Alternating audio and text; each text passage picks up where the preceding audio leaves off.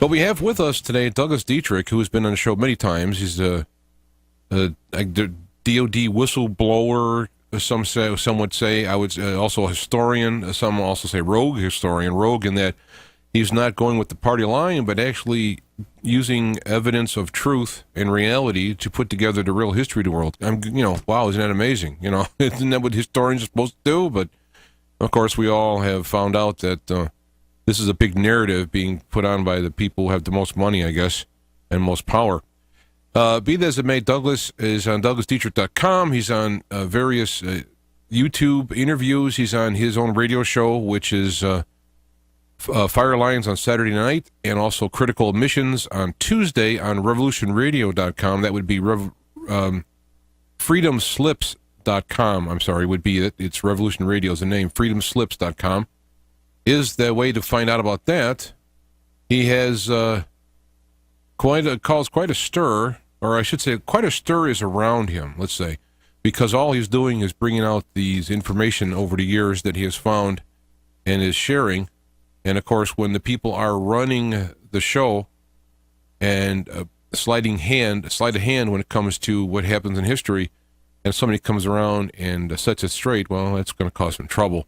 And that is why he's here, mainly to deal with some of the issues. Well, actually, let me just get him on, rather than me sit around and Douglas, welcome to Feet to the Fire. Great to have you back. It's great to be here. Thank you very much for having me again, and I really appreciate this opportunity. It looks like we get together in good times and in times when I'm under siege or under attack. And of course, your forum provides an avenue where I can reach a lot of people to set the record straight. And I hope this finds you well as well. Yeah, it's interesting because you've been on the show many times talking on the general theme, as I would put it, goes back to the real history of World War II, which then also works with what really happened at Roswell and also exposes Satanism in the military. That all comes out of the same cauldron, forgive the pun, and works its way out into the world. And everything that we know from the world is not real. It's been narrative, and it's a narrative that we're living on a world. The movie Matrix was right on with their metaphor, and you were coming around showing the reality of what is happening with the evidence you've seen, and you're starting to get some blowback, I guess, from some of the lower. What would be the word? The lower well, the people minions. The people who take their orders from downstairs. Yeah, downstairs, yeah. So why don't you just kind of jump in? I mean, I want to talk to you also about Syria, what is happening, and actually, more importantly, I guess, what isn't happening, what should have been done and all that it's not, because the world is kind of waking up. But I'd also want to get into your latest communique from Michael Aquino, who there's been misquotes on you, and he's talking to the misquotes. Why don't you just kind of set it all out for us?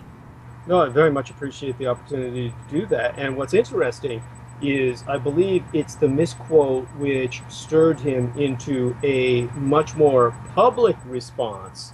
But the reality is that he is not responding to the misquote. He is simply attacking myself. And he's attacking myself with name calling, and he's basically trying to essentially discredit me by saying somehow or another that I've not been affiliated with him in the past, as if that were some kind of high honor or something like that. And it is part of the perversity of the situation, because there are people who are affiliated with him, and what they've been doing is stirring up a lot of trouble and fanning the flames, and they're doing so for the sake of getting fodder for book writing.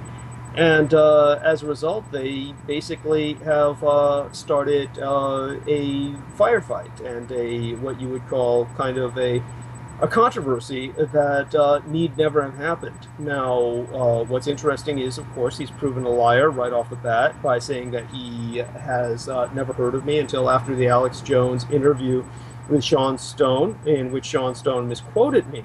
And you and I both know for a fact that is not the case, because he began to speak about me publicly before I went to Australia. And he did so on Above Top Secret, and he did so on the AboveTopSecret.com forum that has a thread that is numbered 888375.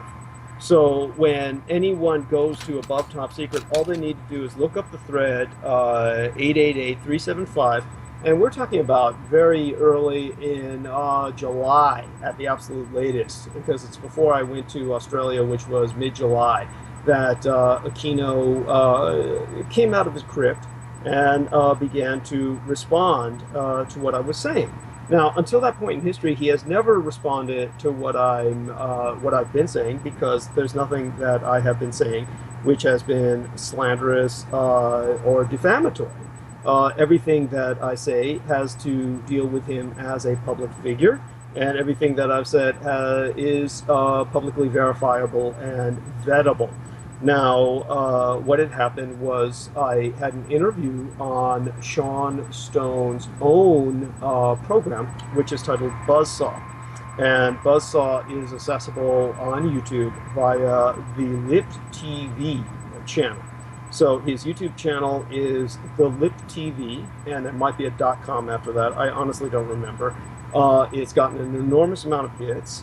And of course, it's gotten an enormous amount of detractors, many of whom are probably members of the Temple of Set. And they attack in the normal fashion, which is, of course, they the Temple of Set, that is, Aquino is associated with the Temple of Set, correct? Colonel Michael Aquino retired, Dr. Michael Aquino. He is both a doctor and a colonel, of course, retired from the colonelcy. He established the Temple of Set, and now apparently the Temple of Set has been given over to somebody named Webb, who has written a book with another individual who I need not name, because I don't need to give him any more attention than which is what he's seeking. But this individual was quote-unquote a journalist. He's published a number of books. He's not very successful because, in general, the public has never heard of him, despite the number of books that he's published. So he wants something big, and the way that he gets something big is by trying to start a fight between myself and Aquino. Now, how can he do this? Well, this is the problem, and this is what leads to the obviously exposing the fact that that individual, who shall go unnamed, certainly at least for the present, people who listen to my show regularly know who he is. People who follow the politics of freedomslips.com will have some idea of what's going on, and there's no point in making those internal politics any more thorny than they are. I've been quite immune from them because I stay away from them. I allow my managers to contend with them. But in this case, there is someone who is obviously a co-religionist of Aquino, because Aquino does not grant interviews to anyone other than co-religionists. Because Aquino learned a long time ago, during the Presidio child abuse daycare center scandals, that anything you say can and will be used against you. Now, he's lost two major lawsuits concerning, one of them was definitely for defamation of character, and that concerned the company Electricity, which was an early internet provider here in San Francisco, and the other one had to do with the Criminal Investigations Division of the United States Army, where he sued the CID to get his name taken off of a list of suspected or alleged child molesters. Now, he lost in both cases.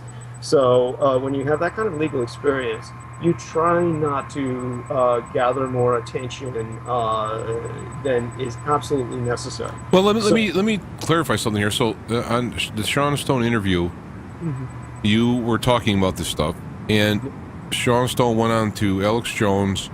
Yes. And he said that you said that Aquino was a pedophile, but Yes. you did not say that. No. You were talking about this evidence that you're bringing up. I just wanted to say that early so that we understand where we're going here. The idea is that somebody quoted, misheard you or misunderstood you, and It's an interesting point. There's obviously been a miscommunication only in the sense that Sean Stone, as an interviewer, seemed to have every understanding of what I was saying during the interview, and people can review the interview for themselves. And there's nothing that I'm saying on that interview that is particularly new. Every time I conduct an interview, of course, some new information comes out. But when I was speaking to Sean Stone at that time, and he had me all to himself. He actually does the show with Terrell Ventura, the son of Jesse Ventura. And Terrell Ventura was not there for that particular program because Sean learned about me from a long time ago from Anya Briggs, and he's been trying to get me onto originally conspiracy theory. Unfortunately, when that show was taken off the air, he had to approach me through his own program, which was fine. And that's when I brought up things that I remembered from years of being liaison and handling some of the communications responsibilities of Colonel Aquino, not in the sense of public relations, but simply in the sense of information relay from particularly the library system. Which he made an enormous amount of use of as an occult scholar, and other officers, including intelligence officers that he was working with. That's how I ultimately learned by heart such trivia as the Superior Court case of San Francisco, in which he lost to electricity communications. And that case number was 984751. And so I was presenting trivia like that to Sean Stone, and all of this can be considered damning in its own sense, but it's not really. As I've stated on multiple interviews, I actually was the person who had to inform many investigative agencies, such as the FBI, San Francisco Police Department, the JAG, the Judge Advocate General of the Presidio military base of San Francisco, that Aquino was not physically on site during the majority of the child molestation scandal as it went down. He was not on site at the Presidio in terms of signing in and out of the base. Now, of course, I've brought this up several times in the past on interviews with people such as yourself, that there was an enormous tunnel system, and still is an enormous tunnel system, underneath the Presidio military base, now, of course, national park land, that is, of course, leased to private owners. Now, all of that means that there was always the potential that someone like Mr. Aquino could have entered or left the base surreptitiously. Now, all of that is quite within the realm of my right, or the right of the public, to speculate upon. Now, I have never said that that is what happened, but of course, in bringing up such potentials to Sean Stone, he is probably the first interviewer that I've contended with who took it and extended it into something else completely. And he's apparently a regular guest on the Alex Jones program. And when he was on Alex Jones, he said that Douglas Dietrich says that Aquino is a pedophile, and that Aquino was running a pedophile ring. Now, I've never said anything of the sort. So the end result is that within 6 or 7 days, we get the retired Colonel Aquino setting up his own YouTube channel. And on this YouTube channel, he's basically excoriating me with the exact same narrative that he was excoriating me on Above Top Secret, only getting more and more vicious. Now, he's published a letter on his own website in which he is essentially saying that he's threatening to sue me after doing an asset background check. Now, that is, of course, the hideously funny aspect of this. So he posted the letter on his publicly on his website. That is. Now, since what you were saying, what you said is true, and what he is saying, at least parts of it aren't true. Could the shoe slip onto the other foot, and then you end up addressing him for some type of redress as far as the stuff he's asserting that you said and did? Of course not, because for one thing, there's nothing that I'm saying that is not absolute fact. No. You misunderstood. Since he put his letter up on his website, saying that you did things or didn't do things, isn't he now opening himself up to prove what he's saying is true? Well, absolutely, Yeah. and thank you for bringing that up. That certainly, he's opened up an enormous can of worms for himself that he did not need to open. Now, I've been on the digital broadcasting medium, for around 2.5 years now, since 2010. Now, throughout that period of time, it is impossible that he did not know where I was and what I was doing and what I was saying.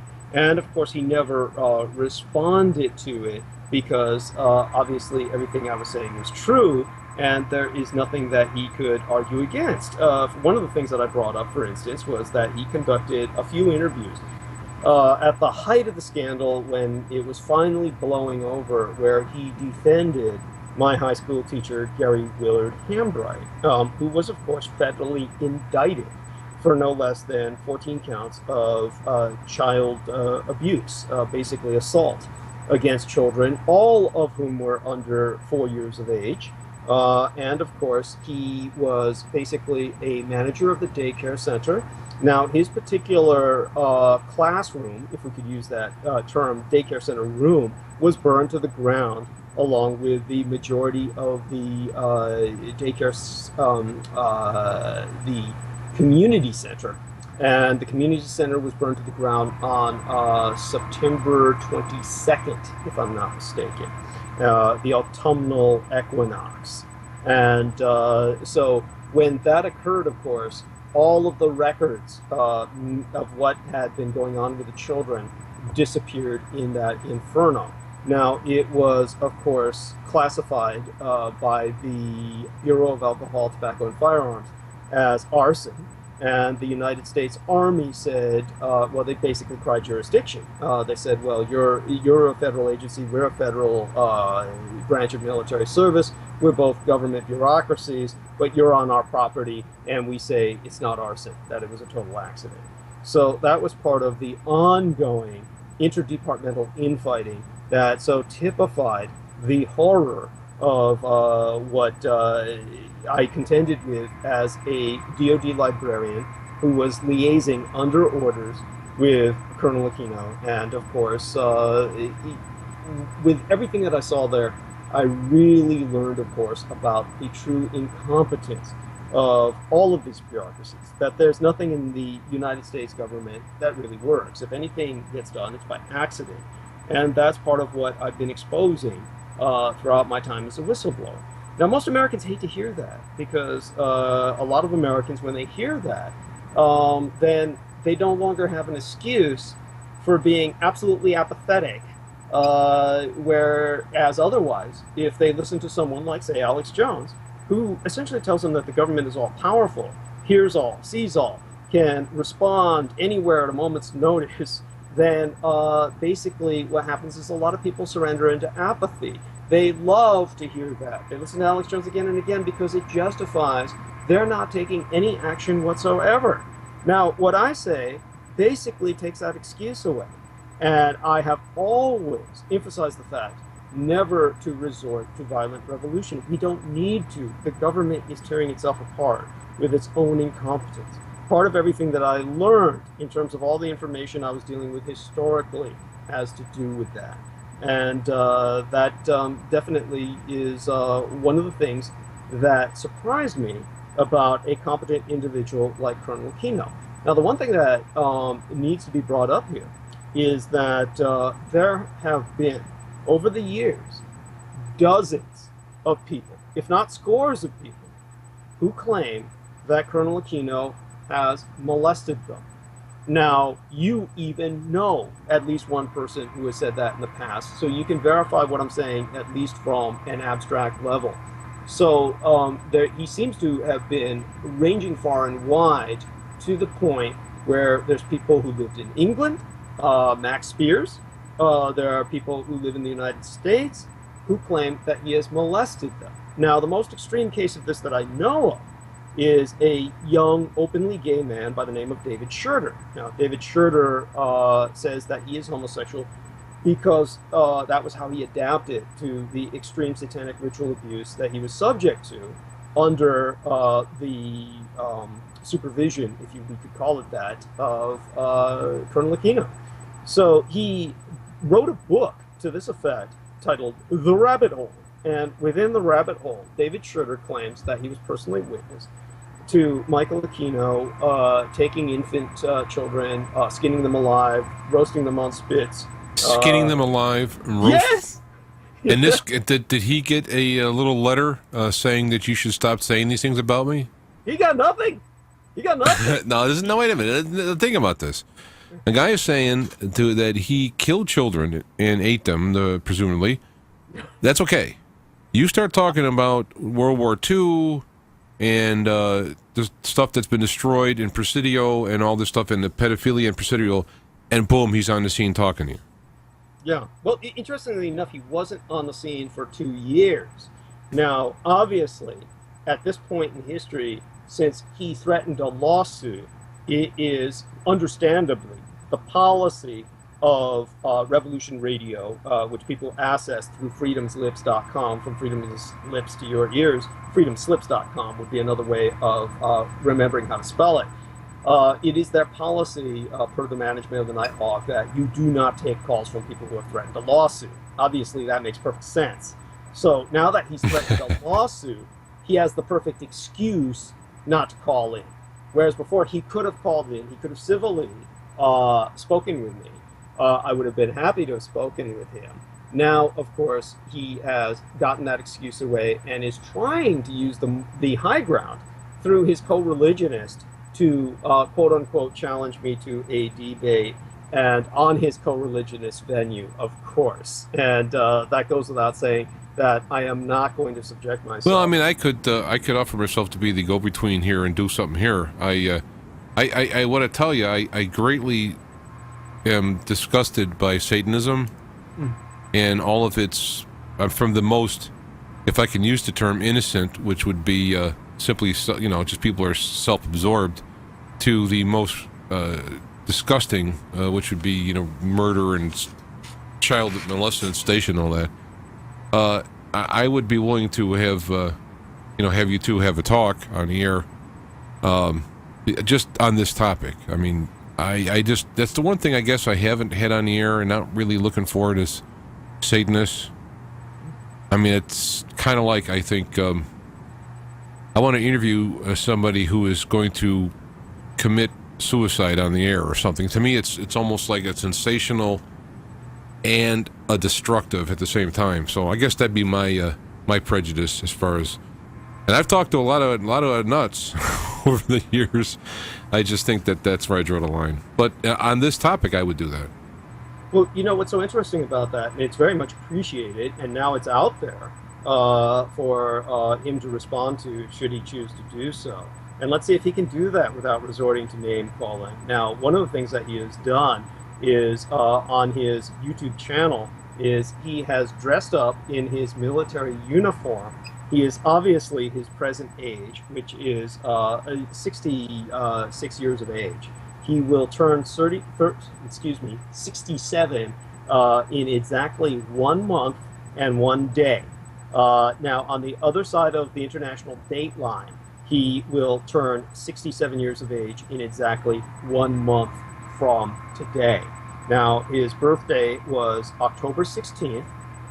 He was born in 1946, if I remember correctly. And he was born on the date of the Nuremberg hangings. Now, all of that was a satanic ritual which was conducted where they were going to execute 12 men of power. One of them, Hermann Goering, committed suicide, and another man, Martin Bormann, escaped. That meant only 10 men were hanged, and as a result, they did not have the completion of the circular ritual which would manifest in the birth of the Antichrist on Earth. So what happened for the Americans instead was they got a man who was known as an apostasal, an apostate apostle, and that was, of course, Colonel Michael Aquino. Now, this is not me speaking. This is all Colonel Michael Aquino speaking. He wrote of this in his own semi-autobiographical book, which was a text on magical working that was titled The Book of Coming Forth by Night. And in the Book of Coming Forth by Night, he mentions the fact that when he was delivered out of the womb, that he was essentially diagnosed as dead, and yet basically managed to commence breathing several minutes after this diagnosis. Now, this is not miraculous. This happens.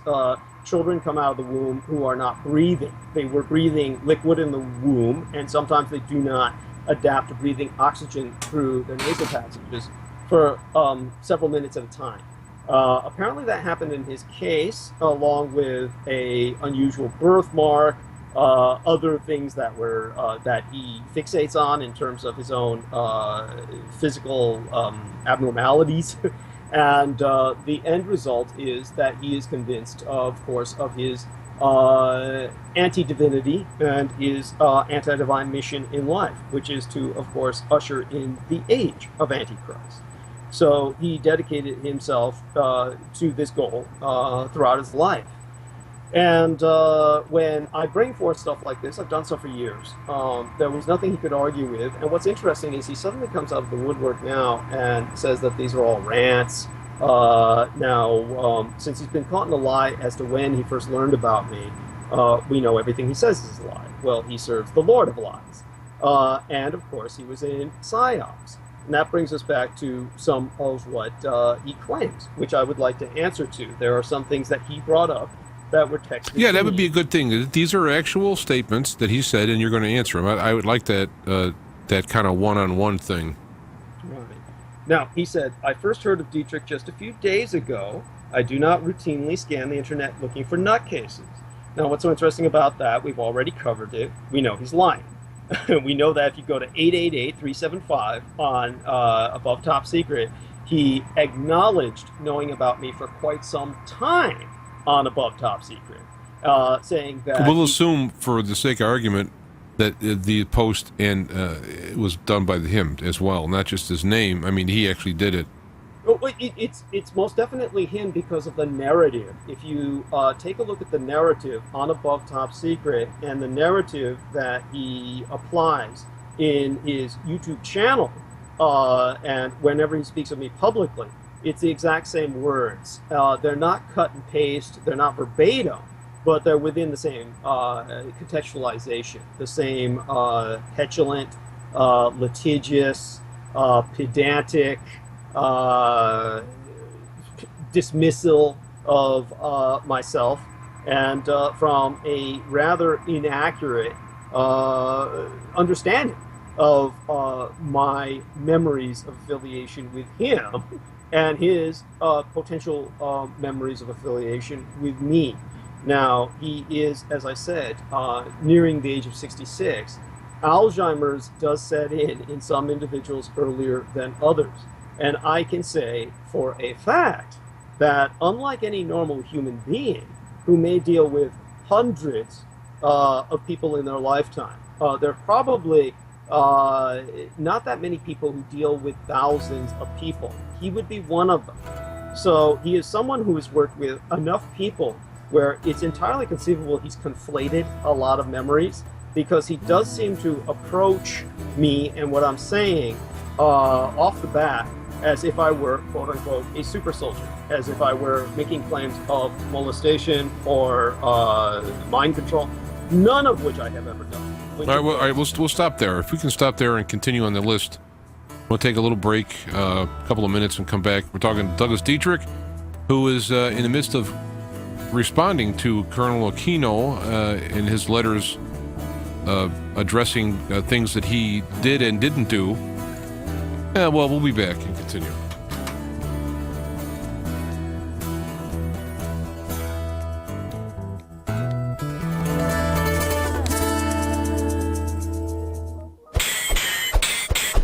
We are back live, Feet to the Fire. You know, we're back live weekly. We'll do a live segment and perhaps a recorded segment, but we will be back live at least, I don't know, a couple hour, 2 hours We'll take it from there. A couple weeks ago, we had a 6-hour show. But TogiNet is allowing me to do basically whatever I want. I can, so it allows me the freedom with my schedule to put together some recorded segments, string them together, along with opening live segments of varying length. So I appreciate that. I also want to mention we have them stacked up behind me on the cam. The Way Natural USA is the way that I've been promoting. I was going to promote it without any kind of affiliate program, but they do have affiliate programs. So if you go to our webpage and click on a link, not only will you help Feet to the Fire with a little stipend, but you will get the greatest way on the planet.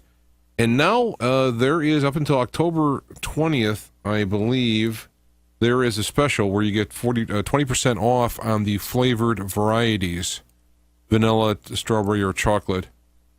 And if you go to their our webpage, Feet to Fire, and scroll down, you'll see a banner. It is, October 18th, 20% off. And it's a 5-pound tub. It's 76 servings, 25 grams of protein, amazing protein that I myself am on my 4th 5-pound jug, and it's been doing wonders. The coupon code is ANNIV20, 20% off every anniversary. It's their 2nd anniversary. So ANNIV20, you put that in for the coupon, and you will get 20% off this way. You have to go back a couple weeks ago and listen to the archives. I'll be posting just a cutout of our interview to hear about it, because I can't do it justice. It's pasture-fed cows, no additives. They don't heat it. They actually cool it to help satisfy the FDA's need for pasteurization. Therefore, it doesn't destroy a lot of the subtle aminos, which heating does. There's nothing in it but whey, crushed vanilla bean, and raw stevia. It is it's great. It is America's superfood, or the world's superfood. So anyway, that is something I want to mention before we get back to Douglas. Hold on, I got my screen messed up now. And hit the button, boom, there you are. Welcome back, Douglas. Glad to be here. And I do want to remind people before I forget that the 3rd Friday of every September is the National Prisoner of War / Missing in Action Recognition Day. So this upcoming Friday, the 20th, is going to be PAL / MIA Recognition Day. Now, interestingly enough, you see Aquino and his ilk, and they're not out there pitching for something of that nature. Instead, they're out there attacking me. And I believe that the listenership should very much take note of the fact that I have been attacked fairly relentlessly by many government employees. John Lear, then Richard Dolan, and now, of course, the retired Colonel Michael Aquino, who, as I said, when he got on his YouTube channel and placed an icon on his YouTube channel, it is a photograph of him now at this age wearing his military uniform. So he is obviously using the battering ram of authority to basically impress people into believing what he says. Now, this is all part of an extremely ironic situation. And while I tend towards his bullet points, it's very important to keep in mind that the Presidio military base of San Francisco, where Aquino worked for one of the more pivotal parts of his career, was where he originally conceptualized Project Jedi, or Project Jedi Knight, which ultimately became incorporated by SAMS, the School of Advanced Military Studies in Fort Leavenworth, Kansas. And there, one of his co-religionists, Colonel Timothy Challam, is famous for making very anti-religious statements, speaking about how all faith is the absence of rationality. And this is what so incensed Osama bin Laden and radicalized him into becoming a sworn enemy of the United States, because of infidels on the ground in Saudi Arabia, or infidels commanding the boots on the ground within the house of Saud, which dynasty guards the holiest sites of Al-Makkah and Al-Medina.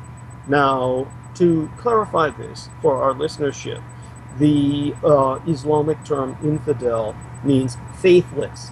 It does not refer to Christians or Jews. It refers to atheists or Satanists. And the reason why it would refer to Satanists is because of the great Shaitan in one of his many Arabic names, such as Al-Cthulhu, what later on became known in the West as Cthulhu.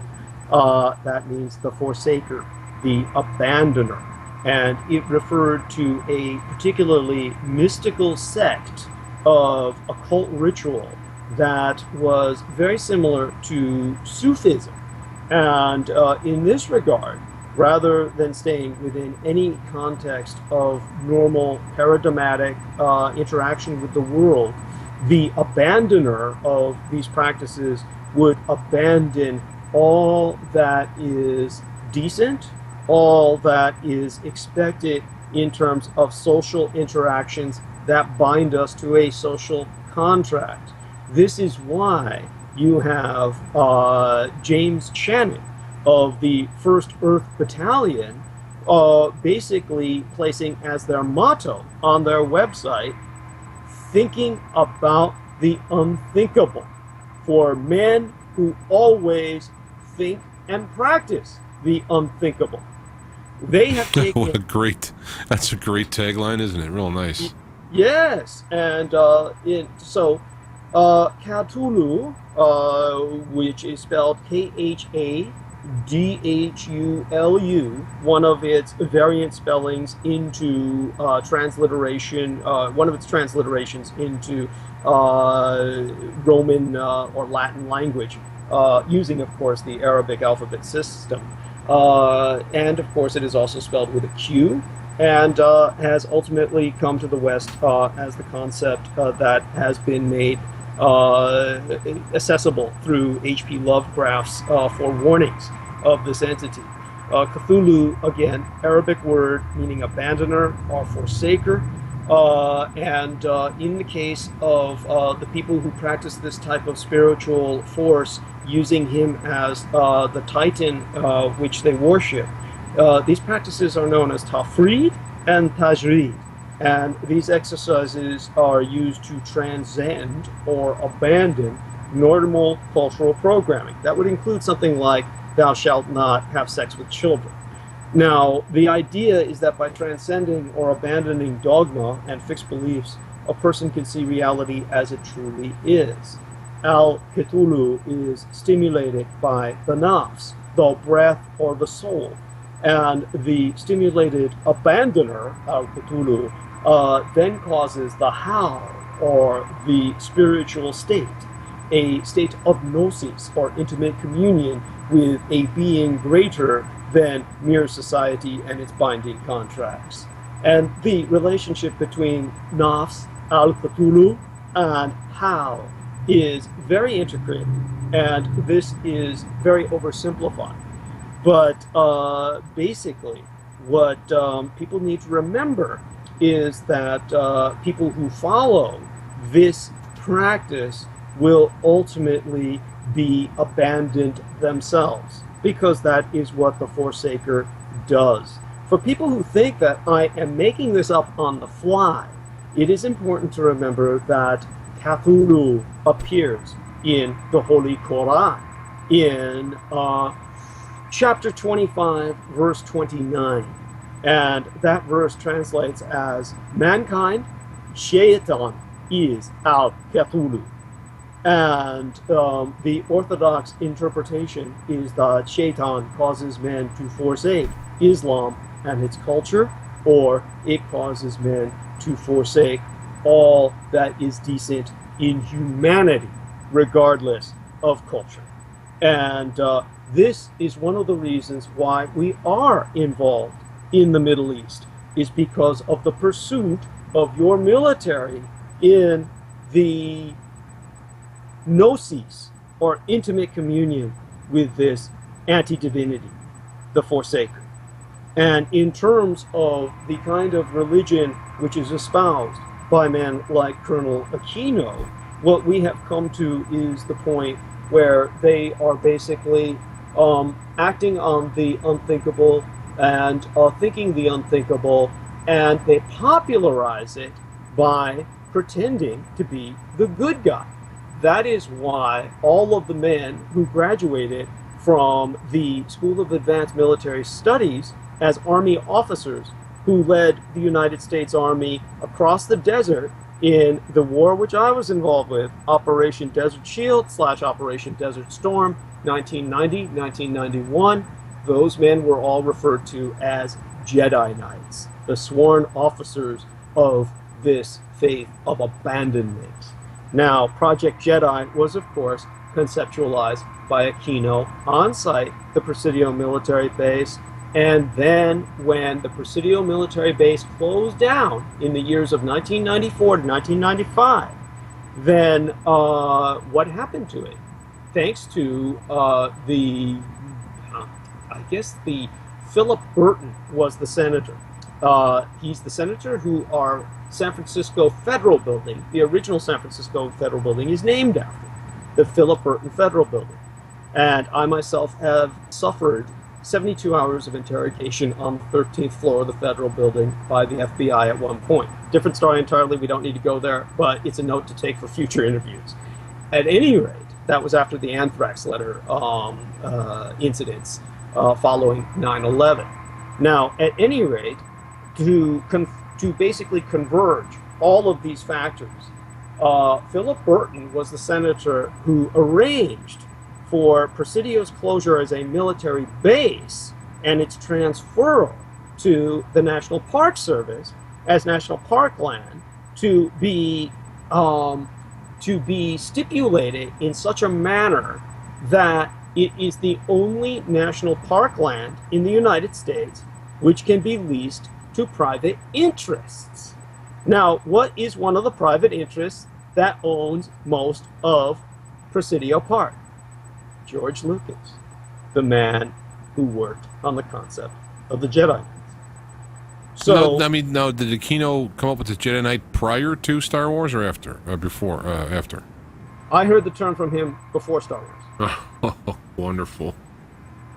And that, and again, we don't want to go too far in this direction because the last thing I need is George Lucas putting up letters, on his private website about how much he dislikes me. So we'll leave it at that. But the one other thing I will say is that the original Presidio Daycare Center, where all of those children were impacted so terribly, where literally hundreds of them were infected with AIDS. My high school teacher, Gary Willard Hambright, ultimately died of AIDS. All of the parents, before they were scattered to the four winds by the United States Army, basically gathered one night and lit torches, just like peasants in a Universal Studios Frankenstein or Dracula film out of the 1930s. And they marched on the daycare center and they burnt it to the ground. And none of them, of course, were charged because they were going to be scattered to the four winds at the within the various constellations of military bases that cover our globe. And it's important to remember that our United States military occupies 165, now about 175, of the United Nations recognized nations, of which there are about 195 are bordering on 200 at this point in history. So the majority of Earth is occupied by the United States, so they could be transferred anywhere. And they got rid of them. This was before the advent of the internet as we know it today. And as a result, the scandal was choked off, but the military base had to be closed. Now, one of the first things that George Lucas did, and Lucasfilms did, when they leased their property on site, the Presidio military base, was that daycare center, its burned stumps, its charred remains, stood standing for over 20 years as mute testament to the suffering of all of those children, the majority of whom by now are probably dead. Now, the first thing George Lucas did was he had all of that steamrollered and removed and basically destroyed all evidence that had ever existed.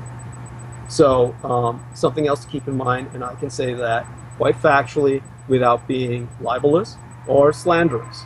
That's simply the reality of what occurred.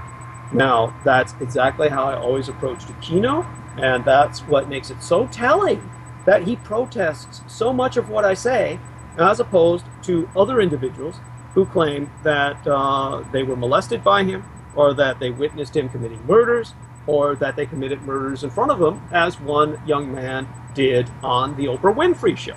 Stood right up in front of Colonel Aquino and said he committed human sacrifices in front of Colonel Aquino. And, of course, Colonel Aquino on stage confronted him with, "Why didn't you ever go to the police?" And, of course, he said he was afraid for his life. It went on from there. But the point is, Aquino has had an enormous amount of immunity, and he could have kept it all by simply ignoring it.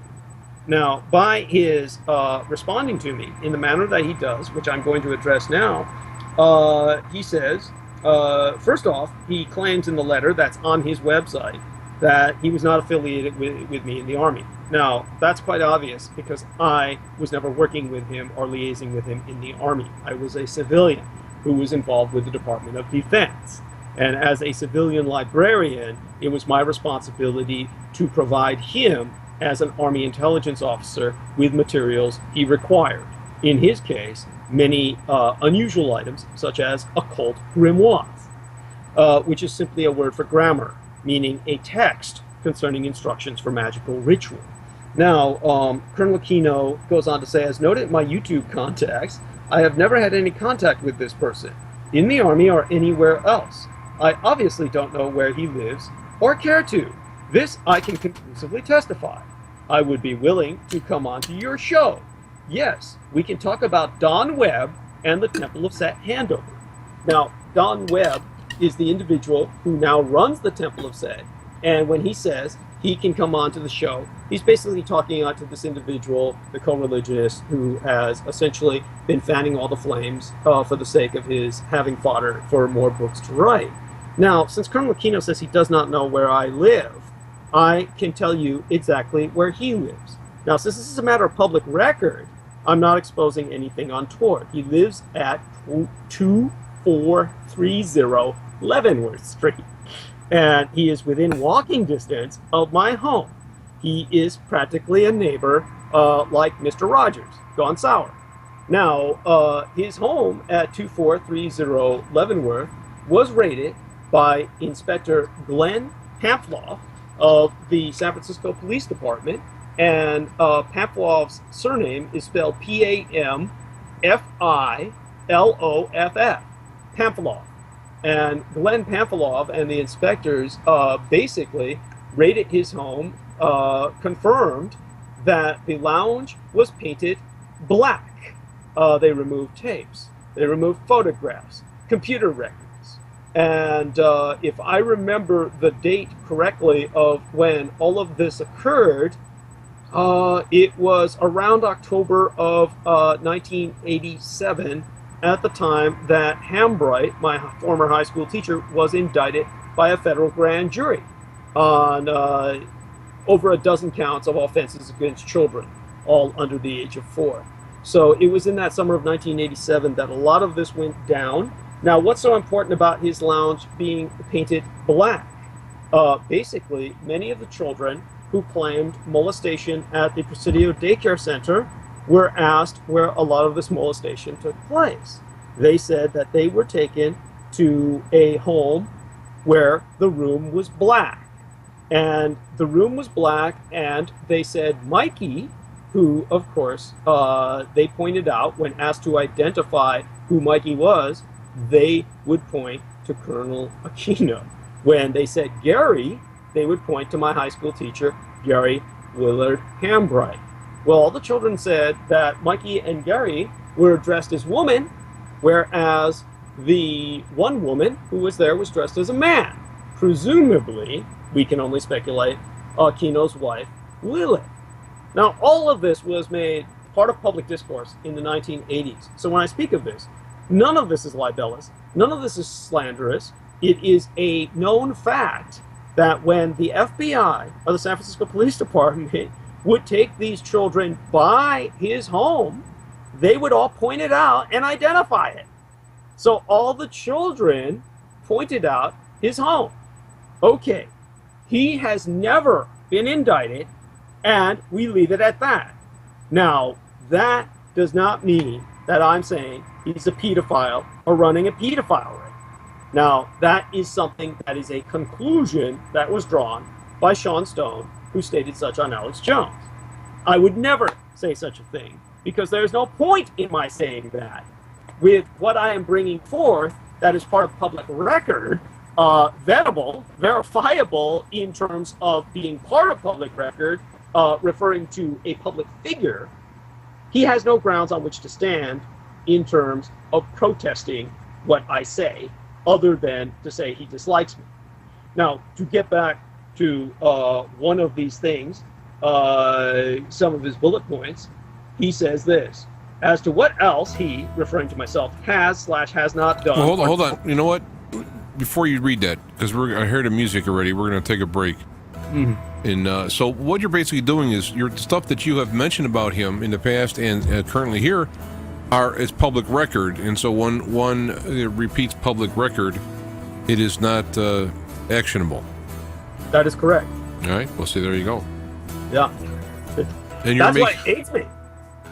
Yeah. Well, it's probably, what I would imagine the letter's a bluff to get you to stop, because maybe you might be afraid of being sued or what have you. But hold on, we'll take a break, a couple of minutes, and we'll be back to continue with Douglas Dietrich as he goes through the laundry list, I guess you would call it, about his issues with Colonel Aquino. We're right back.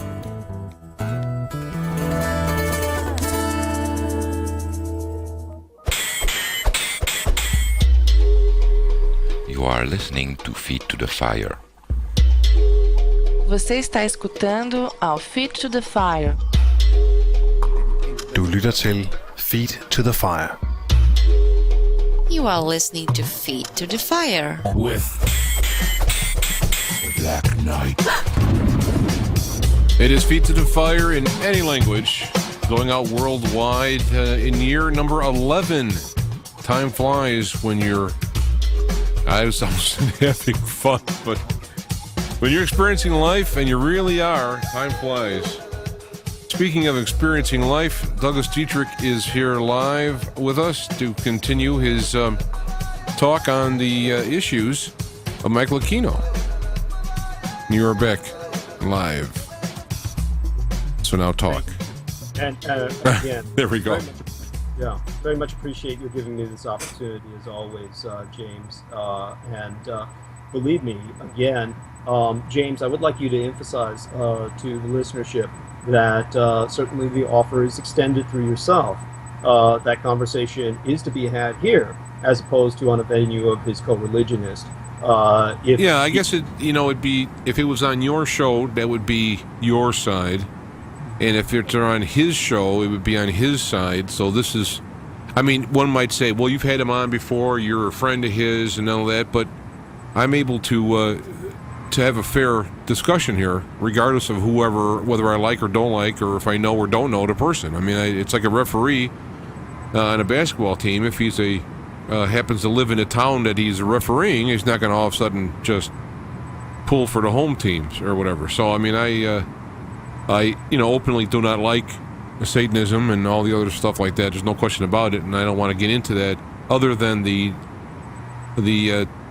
facts that are coming down in this. In other words, I'm not looking for any publicity for a template set, but whatever is appropriate here for this. So, I would reiterate that we can work on I'd prefer it live so that audience can interact, but we can also tape it if logistically or otherwise can't happen.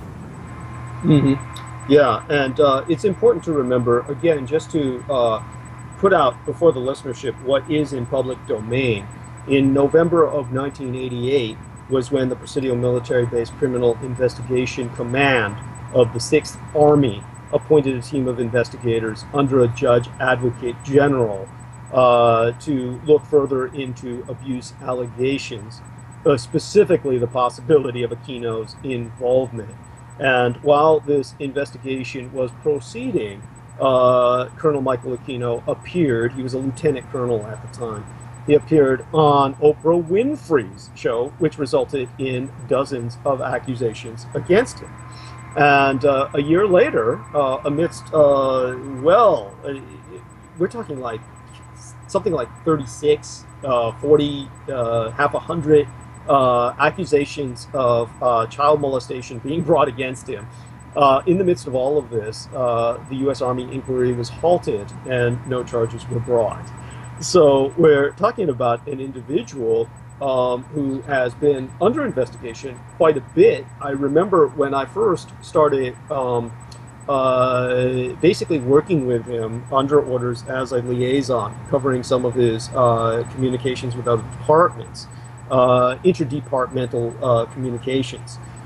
I learned that in 1983, before I ever worked with him, about a year or 2 years before I was working with him under orders, in 1983, the Virginian police, we're talking about, of course, Virginia near Washington, D.C., they were asked to make an inquiry into the leaders of the Temple of Set. And they came up with what to them was a surprising fact, that Aquino was an expert in the techniques of psychological warfare, which was never publicly known until that time.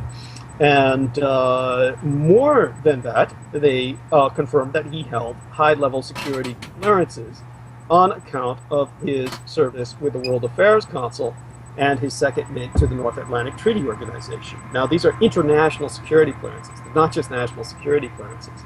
But another interesting statistic that was to emerge from the Virginian inquiry was that 12 other leading lights, if we could call them that, or leading centers of darkness in the Temple of Set organization throughout the United States, were members of Army intelligence.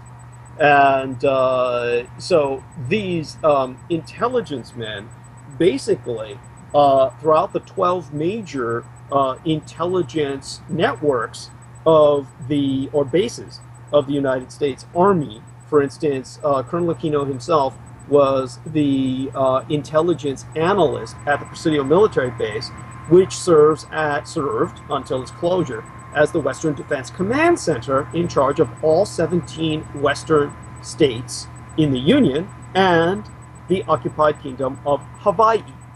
So we have this position of enormous responsibility where he was running the intelligence center there, and he had literally a dozen other officers in his cabal making for the number 13. And the tridecaphilia being a part of American obsession since the days of the Founding Fathers. But these 13 men altogether dominated military intelligence across the United States. So we're definitely speaking about somebody who had an enormous amount of power, and therefore it puts into some context what he's saying when I'm reading out the dirty laundry list. Now, he says, as to what else he, referring to myself, has not done or knows about, I don't know. I can give you a few opinions. Number one, I don't mind control him. His parents, or anyone in the U.S. military. Well, my parents are dead. As for myself, I could always make the excuse I'd have to have a mind to control first, so I'm immune from that. Now, in terms of his not controlling anyone in the U.S. military, he obviously has a lot of members in high command positions who very much are following his party line. Now, he does admit, I was a professional PSYOP officer, of course, and PSYOP is in the business of changing people's minds. However, U.S. PSYOP is prohibited from targeting U.S. citizens. Well, of course. Now, Douglas, see, there you go. I mean, do you think that this government and the military would disobey that law? Come on. Well, here's what I'll say in response. At any rate, he says that this is an ironclad rule, and here's the governing federal law. And he gives the source as Wikipedia. I mean, literally, this is actually laughable.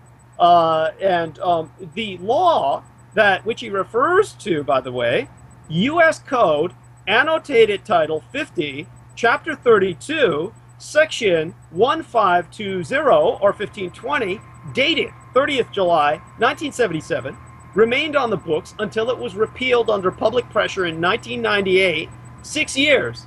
That's half a dozen years after my resignation from the United States Department of Defense. Basically, that bill said, that law said, that the Department of Defense has every right to use any American citizen as a lab rat without their permission or their knowledge. No ifs, no ands, no buts, no excuses.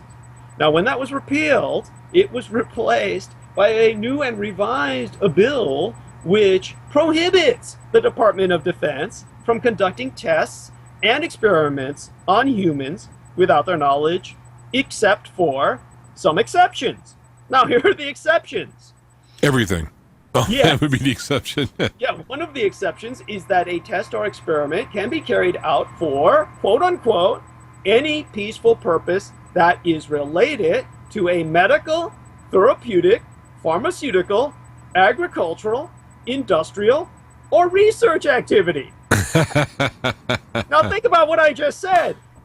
That's just one of the exceptions, is that a test or experiment can be carried out for any peaceful purpose that is related to a medical, therapeutic, pharmaceutical, agricultural, industrial, or research activity. They can use you as a lab rat without your knowledge for anything.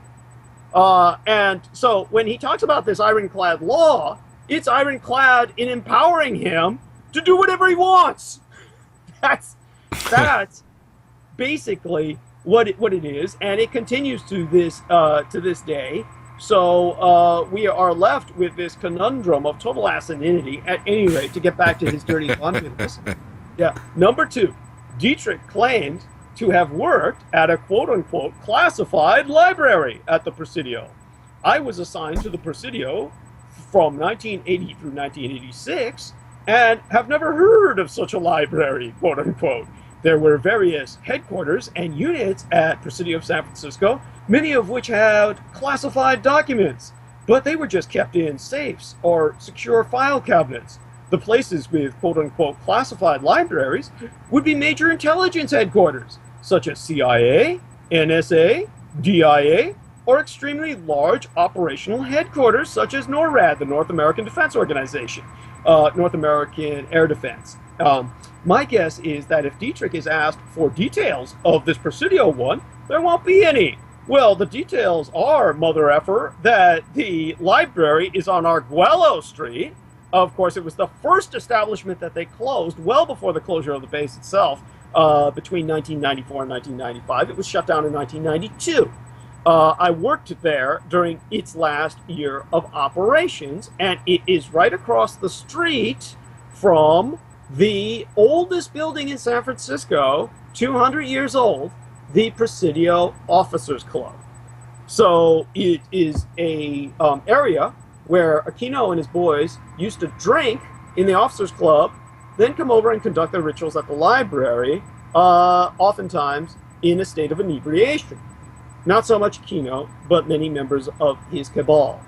Far more widespread than one might imagine with the 12 officers that I mentioned. A good example of this would be the fact that while all of this trouble was going on in the summer of 1988, when Aquino became immersed in defensive actions over the allegations of child abuse, basically, think about what I'm saying. In May of 1989, while he's being accused of these unconscionable and literally unspeakable acts, he established a formal British order under which to marshal the groups that wished to operate under the umbrella of Temple of Set.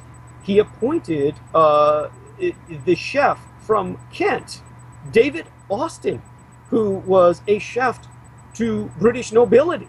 And David Austin, about 32 years of age, was the first high priest of the Temple of Set in Britain. And he established a retinue immediately of around 100 initiates.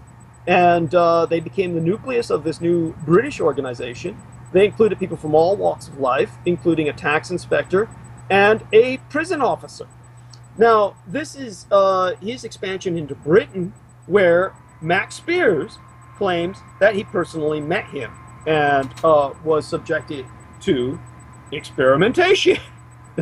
That's the kind of thing that we're dealing with. Now, about this classified library again, it was the Presidio Postal Library, and as a librarian, I liaised, of course, with the medical library at the Letterman Army Medical Center, which trained 25% of all U.S. Army doctors.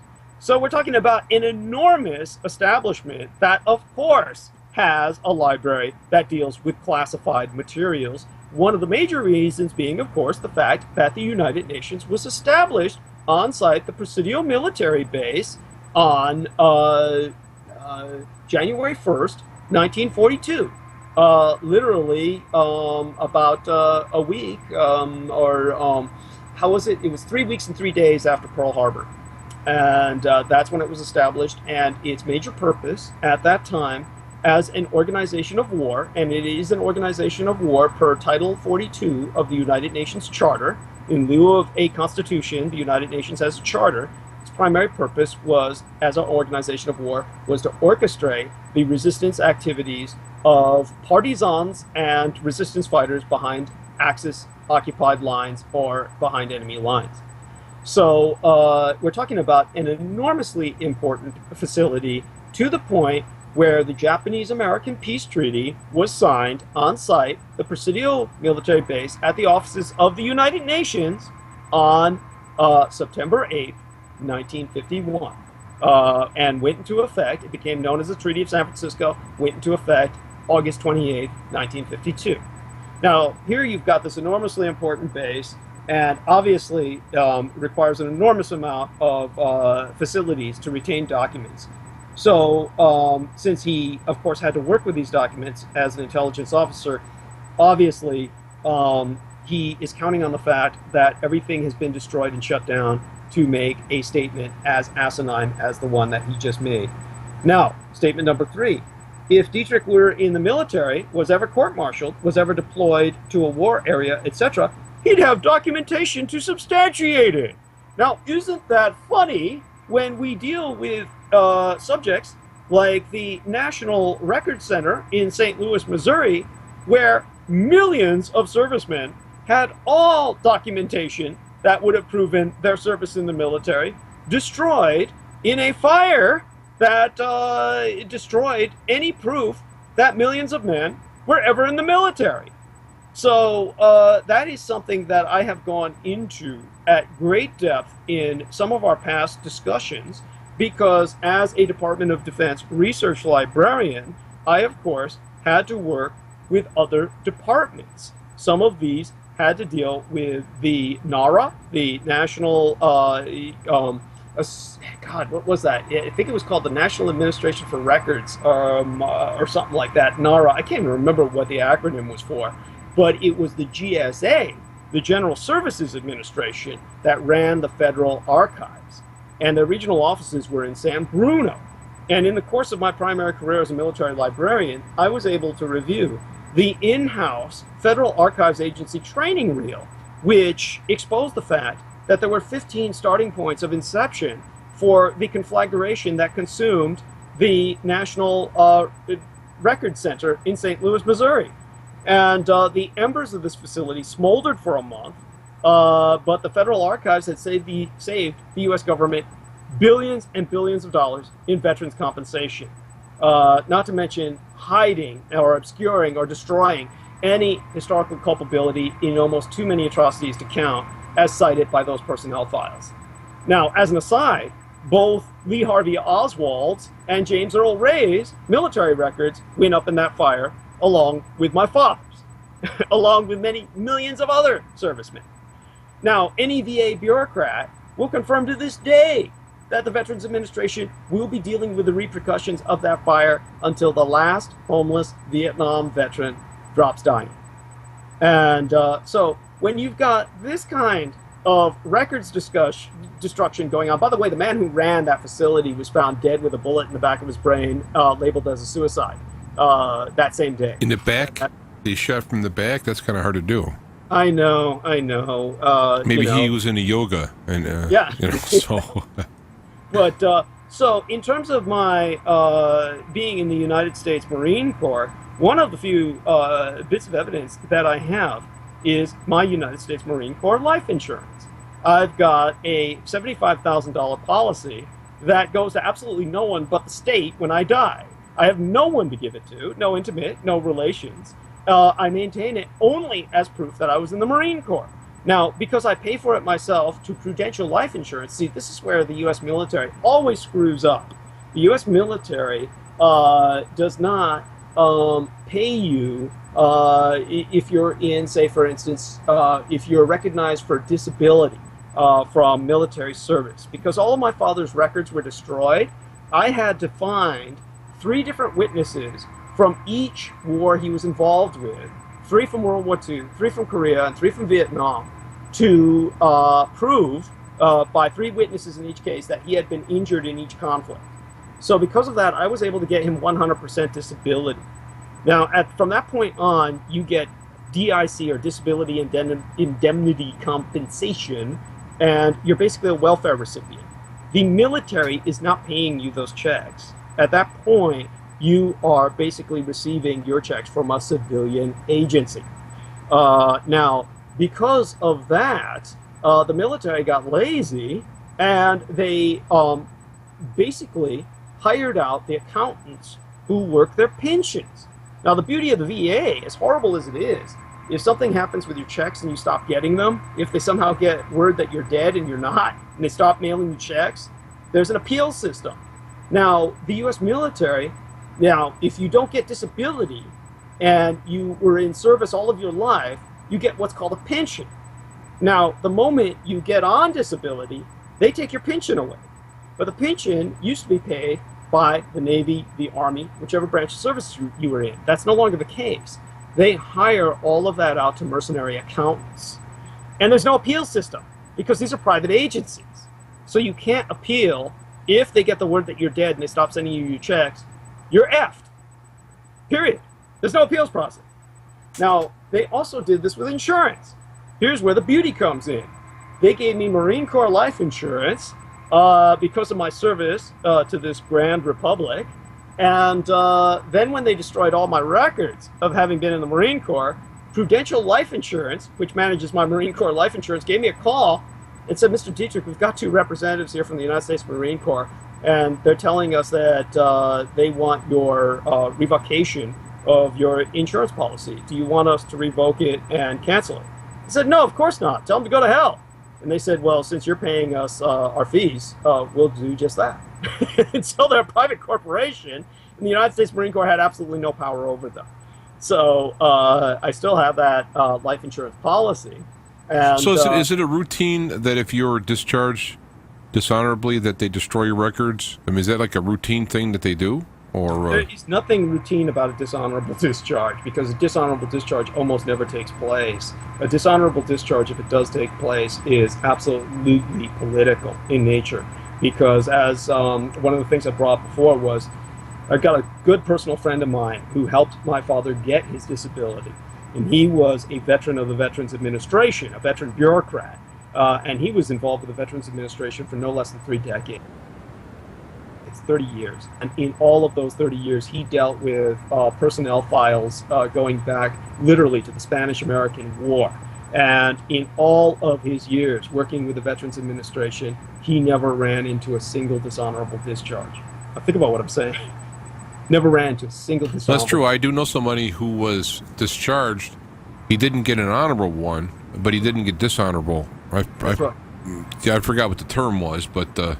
Oh, they have so many others. There's other than honorable discharge. There's less than honorable discharge. There's entry-level separations. You know, there's all kinds of ways to get rid of somebody without giving them the dishonorable. I mean, because it was they just wanted him gone. Yeah. And that was kind of, they're like, look, we won't do this dishonorable things if you just go away. Right. And right. So that was the... Yeah, the dishonorable is extreme because you receive absolutely no benefits. See, I have no qualification for any benefits, which is why it's such a joke that I've still got the Marine Corps life insurance. Now, I've got 75 grand from the Marine Corps. All I have to do for it is die. But aside from that, I've got the injuries from the cyclosorine nerve gas.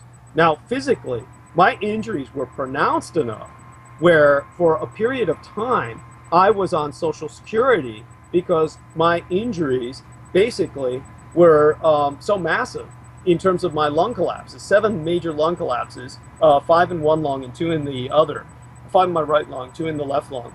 I've got chest tube sites all up and down my rib cage. They finally had to staple my lungs to my rib cage in a radical experimental surgery at UCSF, not the Veterans Administration.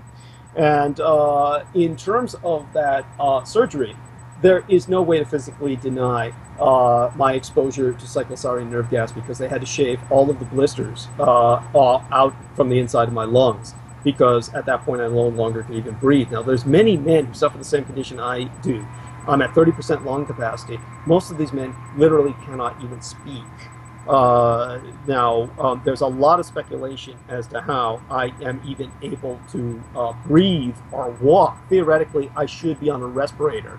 Every time my lungs collapsed, I was on a chest tube for well over a month and would lose about 5 pounds of body weight of muscle mass that I never gained back. But without over dwelling on that, my point is, no matter what they say I wasn't in the military. As far as I'm concerned, I can take off my shirt, show them all of my chest tube sides, and they can suck out the sweat from the hairs underneath my armpit. That's what I say. People I was trying to follow that. Okay, they shaved off and then you could suck out the sweat. What? Yeah. Is that there's some kind of a proof there that shows the nerve gas? And then I realized you were just insulting them. So yes. Okay. For a second there, you had me. Huh? Yeah. Well, I mean, as far as I'm concerned, I mean, these people are so. They make me sick. I mean, they literally make me sick. There's a reason I'm on happy pills. I mean, mostly it just represses my screaming at night. But I am on Zoloft. The overwhelming majority of Gulf War vets are on Zoloft. I do not get it from the VA. I get it because I sought treatment from a psychiatrist through the basically a general healthcare system in San Francisco for people who are borderline homeless, which is essentially what I am. This is what made it so funny that Colonel Aquino was threatening to do an asset background check before he sued me because I have nothing. I have no home. I rent. I have no car. I literally own no automobile. I also have no bank account. This is what is so incredibly funny. I had a bank account until fairly recently, and because it was with Wells Fargo, and you have to maintain a minimum balance of $1,500, $1,500, or they keep fining you. They kept fining me so much that they finally closed it.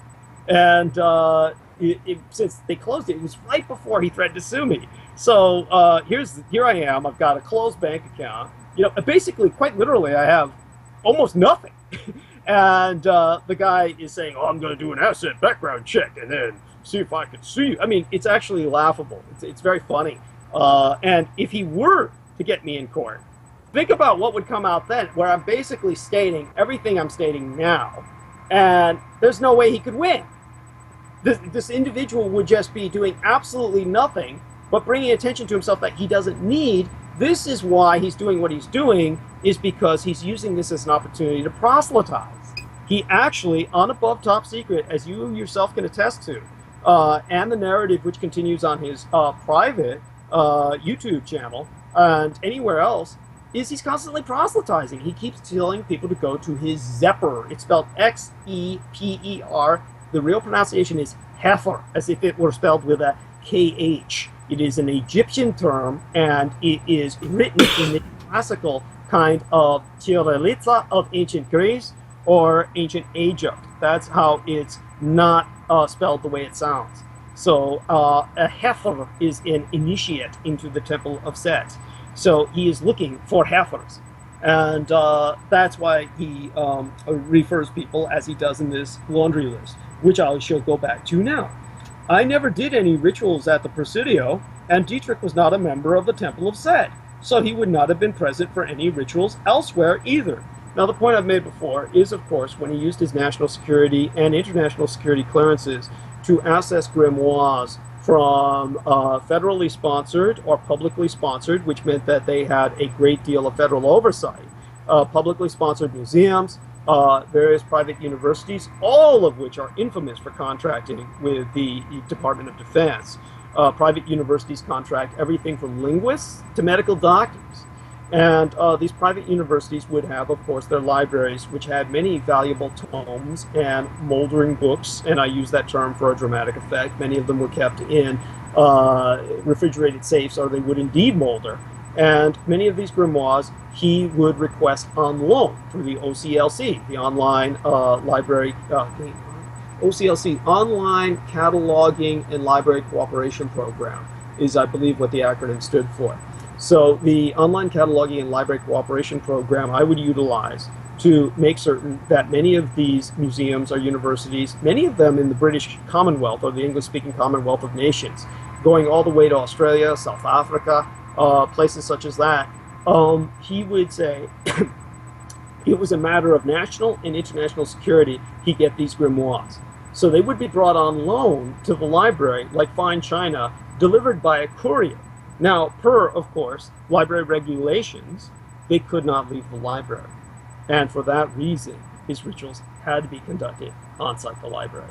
That was how I was witness to so many of them while I was destroying documentation late at night, because if we ran the incinerator in the daylight hours, it would make it too hot for the clientele because the entire facility would warm up because the incinerator was that large. We're talking about a multi-million-dollar incinerator the size of a crematoria, because many of the crates I was feeding into it of documents dating back to the Spanish-American War were the size of child coffins, quite literal. So, you know, here's a situation where his denials become even more ridiculous. With number 5, he says, Japan surrendered unconditionally to the Allies, including, of course, the USA in 1945, famous photos of the ceremony with General MacArthur on board the USS Missouri, where, of course, Hirohito is not present. None of the Japanese officers are bearing any samurai swords to surrender. There is no Chinese representative in line with the Western representatives who are there to accept this so-called surrender. And over it all hangs an illegal American flag backwards with 31 satanic stars, all inverted into pentagrams, 31 being, of course, a transposition of the number 13. Now, in no way, shape, or form, by any stretch of the imagination, is this a legal ceremony. It lasts 18 minutes purely for propaganda consumption domestically so that Truman could maintain his administration and continue to basically acquiesce to Japanese demands because they won the war. Now, all right, hold on there. We got the music. We'll take a break and we'll just continue with this with Douglas Dietrich.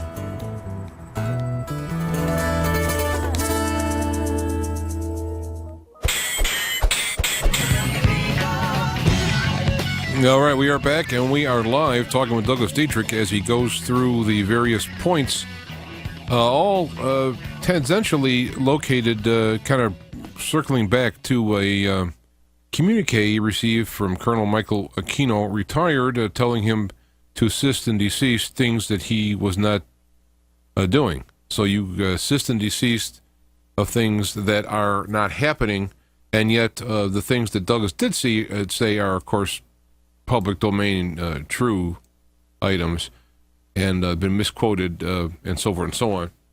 And as with usual, when you're talking with Douglas, and welcome back, Douglas, we're on this roller coaster ride that has kind of goes through things. It's hard when I put up an interview with you. It's hard for me to title it because there's a general theme, okay, but then we have so many other things going on, weaving in and out of it. So it's like it's hard for me to title it. Plus, I don't want to. People don't even want to hear the title. Topic. There's so many other things. So it's kind of like an event, an evening with Douglas.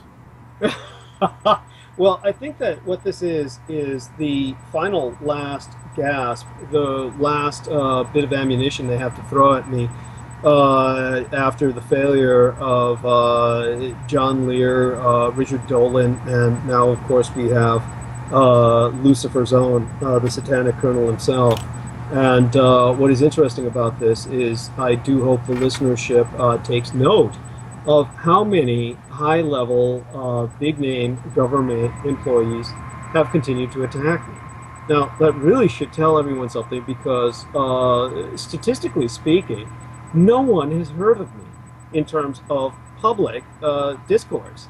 I have never been on Fox News, for instance, as an example, whereas, say, for instance, somebody like Jerome Corsi, who was on Coast to Coast AM multiple times, speaking of various topics, would get on Fox News all the time. And I, of course, speak to extremely relevant current matters. We will hopefully get a bit to Syria because I'm pretty much at the end of the dirty laundry list. So we've got just maybe one or two more quips to deal with. But definitely, I do hope everyone takes notice. Methinks thou protests too much in terms of not just Aquino, but all of the United States government people who have come up to try and derail what I'm saying. And in terms of, well, let's get to the next point. Now, this is actually disturbing even to me because this was written initially to his co-religionist that I spoke of and will not name, who says he's going to have him on his show. And speaking, of course, of turning over his Temple of Set to Don Webb. Now, it's important to remember that the Temple of Set is one of these organizations which Aquino was the high priest of, and then relinquished command of it before. And it was not a happy experience. The person whose name I have in my notes, but do not remember off the top of my head, that he gave it to, pretty much ran it to the ground. And he stepped back into command. And he got the Temple of Set going again at full speed. And now he's handing it over to some young stud, Don Webb, who wrote a book with this individual whose show Aquino is going to be on.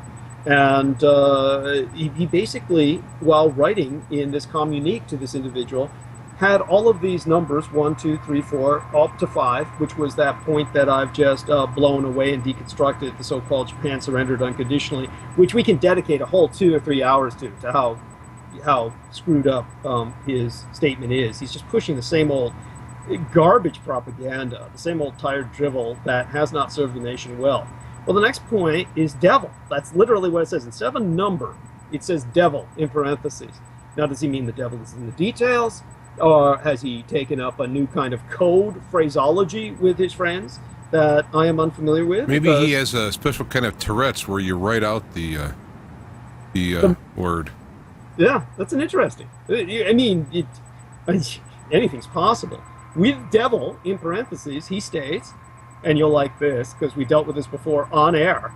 And by the way, people are free to look up my audio and video archives as uploaded or downloaded, whatever term is applicable, by the Nighthawk, Mike Ringley, the owner of Revolution Radio, on YouTube or the MP3s, and just look through all of my shows and broadcasts, my digital broadcasts from the month of June and July, and you will hear, at least in 2 of those programs, certainly in one, James Othanyanchik and I addressing this very issue where Aquino got on above Top Secret, said he'd been following me for quite some time, and that I was full of it because he knew all about Roswell because he was a space agent along with his friend, Colonel John Alexander. That the both of them were part of the Stellar Intelligence Corps. Well, that's what it says with this point, devil.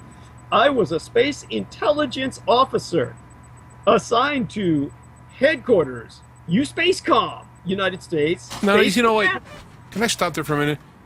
You know, when you were talking to me about this, and when he said he was gave this title, I thought that was, I don't know, like ludicrous. It was like I was watching some kind of sci-fi movie. I'm space headquarters, you know, I'm space... is there such a thing? Not that I know of. But keep in mind, there were for a fact, as we've gone over on Feet to the Fire in the past, covert space programs. Okay, but the idea of a United States Space Command, a Space Force, if you will, obviously... It sounds like something out of the 50s, like a 50s movie I would see, you know? Yes, well, it is also counter to common sense because it's contrary to a covert program. If you've got a covert program, you're not going to establish a bureaucracy with an officially recognized title. If it's black budget, you're basically running it ad hoc, not on a shoestring, mind you. You're going to have billions, possibly trillions of dollars going into this cash cow. But in terms of giving it something that is referenceable, like USpaceCom headquarters, 1990 to 1994. Now, isn't that interesting? Because that's when the Presidio military base closed, was 94, 93, 94, 95 was probably when they shut down the post exchange and commissary and places like that, which I used to stand in line shopping for groceries every once in a while with Aquino while he was doing some chores for the family. And I've met his wife, Lilith, of course. It's not like he's not like some intimidating. No, I'm gonna go on a limb and say that was not her name she was born with. I know I'm getting wild here, but I'm just gonna go out on a limb. Yeah, you know, I have never known her last name. I've never known any other name for her besides Lilith, which I'm sure she had, but I was never friends with Aquino to that extent where I would have such familiarities. Now, but at any rate, what he says about being a space agent along with his buddy... I can't say. I have a hard time keeping a straight face when I hear this space agent. Yeah. Yeah, I know. It's whacked. Yeah. Anyhow, he says that was all top secret / compartmented. Compartmented. Yeah, and that. I don't think that's correct English. Compartmented. I've never even heard that term. Shouldn't he say compartmentalized? Anyhow, well, at any rate. So I can't talk about it, of course. Yeah, he can't talk about it. It's so secret. Anyhow, you can take my word for it, however, that Roswell had nothing to do with Japan or the Japanese. Now, as I've said, of course, he's the man behind Roswell. This is the individual who established it as the Medjugorje of an American faith. Because America, of course, is an infantile culture, and this was his opportunity to provide America with their fire from the gods brought to them by Prometheus in the shape of a little gray man with no testicles. And this individual basically was called by the Army to do so when, of course, Sergeant Melvin Brown began to talk. Sergeant Melvin Brown was the sergeant who was at Roswell on site, was told not to look under the tarp. He lifted the tarp and said they were clearly Japanese bodies that were yellow, burnt orange, and they were turning gray with rigor mortis. And of course, he brought this up when men were walking on the room, as portrayed or basically broadcast on his television set in 1969. So when he brought that up, his children said, "What were they?" He said, "Aliens, enemy aliens." He's Japanese, and they said, "Aliens, they're space," you know. And of course, that's when the Army called Aquino and said, "Hey, Sergeant Melvin Brown's starting to talk. You're operating in PSYOPs. Do something about it."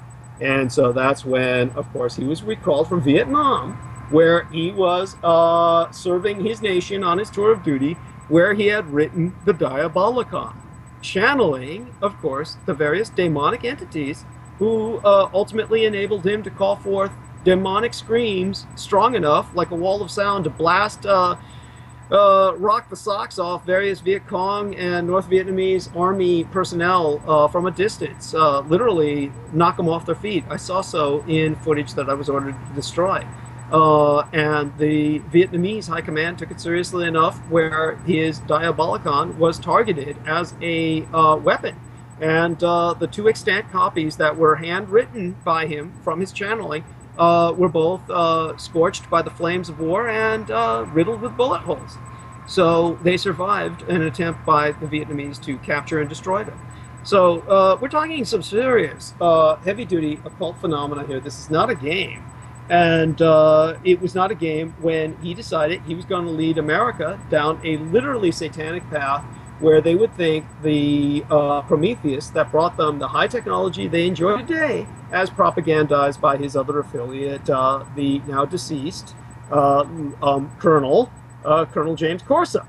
And all of this propaganda, of course, was promoted by a man named Bill Burns, who co-authored The Day After Roswell.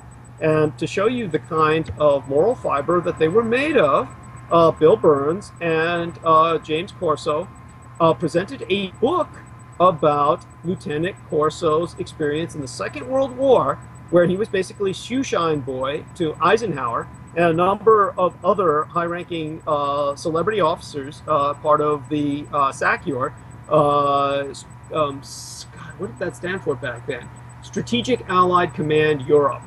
And SACEUR was something that when Corso wrote about it, this book was presented by Bill Burns and Corso to, oh God, what was his name? The senator, Strom Thurmond, the old Dixiecrat, who I think is dead now. Of course, it was never... just recently, I think. Yeah, it was always hard to tell if he was ever really alive. But at any rate, they approached him and said they wanted him to write the foreword for that book, which he did gladly. He said, of course. Then they took the foreword he wrote and slapped it on the day after Roswell. After which Senator Strom Thurmond sued them. And all of the copies of the day after Roswell had to be recalled, destroyed, and reissued, which they were still able to do within a record amount of time, literally weeks, and get it out released for the 50th anniversary of Roswell. Now, this is something that would have been impossible without governmental help. Now, what's interesting is, of course, Bill Burns has been asked by you if he knew me, and he said he heard of the name. Now, he was going to interview me, along with his wife, on their own radio program titled Future Theater. And it was on Future Theater that they were interviewing the granddaughter of Betty and Barney Hill, and that's when they said Douglas Dietrich going to be on next week, and he's a Jap. He says Japs were Roswell, and that's, of course, when I canceled my interview.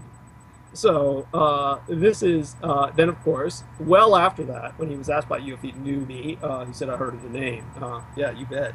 Okay, so hopefully this puts things into perspective. But by the way, he's a brilliant man, and he's someone who has an enormous amount of degrees. One really wonders what he's doing involved with ufology. I mean... Yeah, I think he even has 2 doctorate degrees. A doctorate in law, I know for one, which is... Yeah. Well, he needed that when Strom Thurmond sued him. Yeah. Or Corso. It was one. They were both involved as co-writers. Well, I want to tell you, I don't know what's left on your list. We have about 10 minutes in this segment, and then we have a half hour left. So, and then I'm going to turn into a pumpkin. Yeah. Well, so basically, I would want to touch also with Syria for maybe the last segment.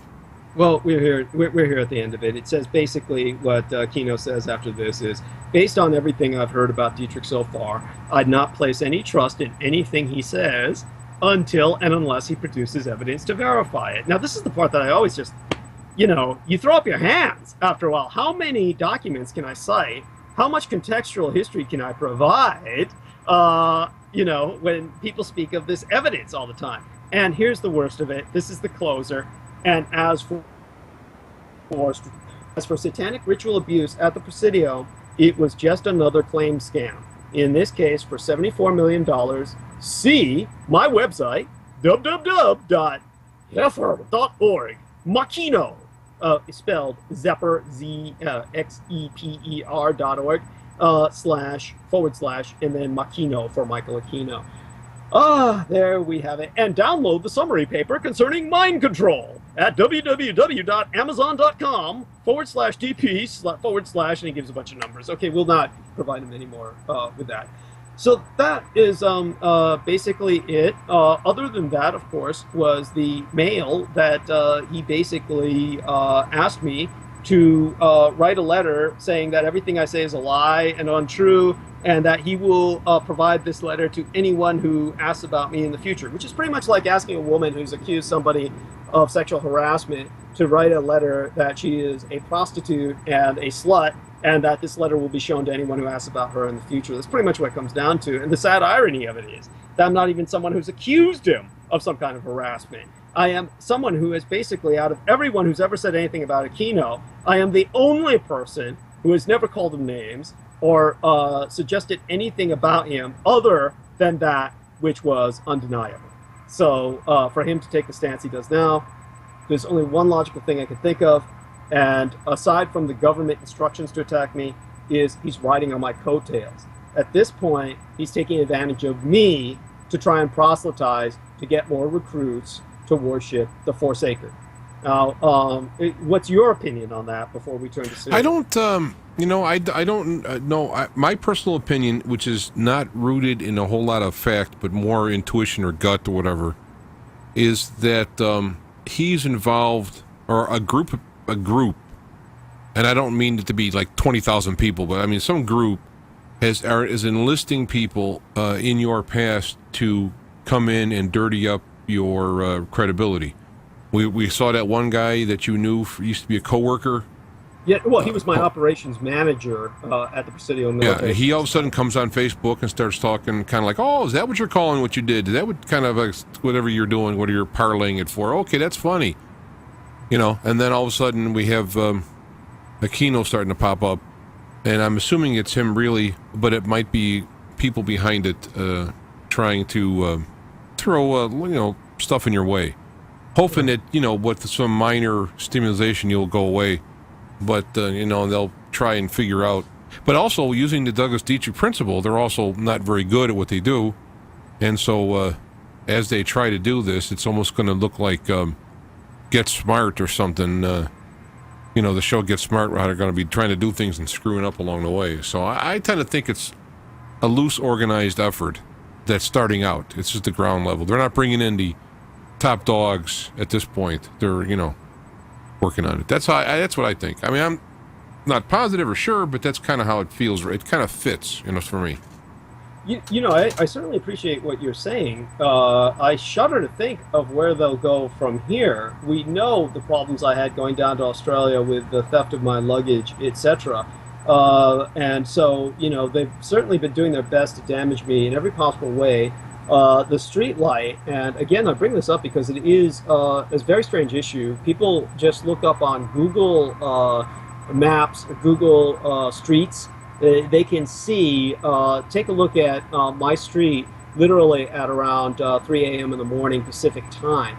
You will see it's pitch black here, and this is a major traffic artery in terms of foot traffic. The bars close at 2 a.m. in San Francisco. People are wandering out inebriated and very prone to be mugged or raped or attacked, and yet they took away the street light last month on the 27th, and they are not putting another one up. And so this entire street, which is in between several restaurants that close at 2 a.m. because they have working bars, wet bars, it's pitch black. And it's been that way, and it looks like it's going to be that way for the duration. Now, there are certain spells that Aquino used to work with that require pitch black reception points or target areas for their efficacy. I have no doubt he's been trying a lot in terms of his works. So I do ask the listenership, if they are prone to do so, to send positive vibrations my way. Prayers are always appreciated. And whatever psychic shielding you may wish to provide, whatever your spiritual background. So definitely, that always helps. And certainly I think it's helped with Syria. I want to tell everyone how elated I am that the American body politic said no. They finally gave a war and nobody came so far. But to put this into perspective, when our executive, Barack Hussein Obama, approached Congress for authorization and the American public for approval on killing people in a foreign nation, and people said no, that was on 9/11. That was, of course, on the Memorial Day of 9/11. What a travesty. What else happened that day? Well, another thing the listenership needs to know is that the man who he's trying to kill, basically, through these strikes, and it's important to remember that their majority of drone strikes, which have resulted in civilian fatalities and casualties. Fatalities are deaths, casualties are injuries. Now, hundreds of children have died, and many hundreds of adults have died in these strikes. The overwhelming majority of them were executive-ordered strikes. That means that they're what in military parlance is referred to as Obama strikes.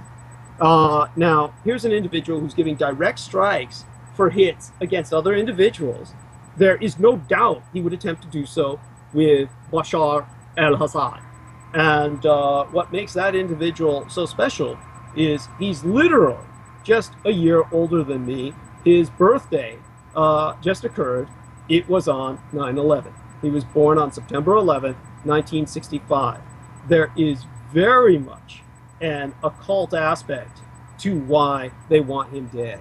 And beyond that, that day when everybody was refuting the call to mass murder, our evil zombie, Henry Kissinger, got together with, basically it was, God, who does Kissinger remind me of? Dr. Strangelove got together with Herman Munster, Senator Kerry, and they were trying to talk in a bipartisan manner. Kissinger's a Republican, and Kerry, of course, is a Democrat.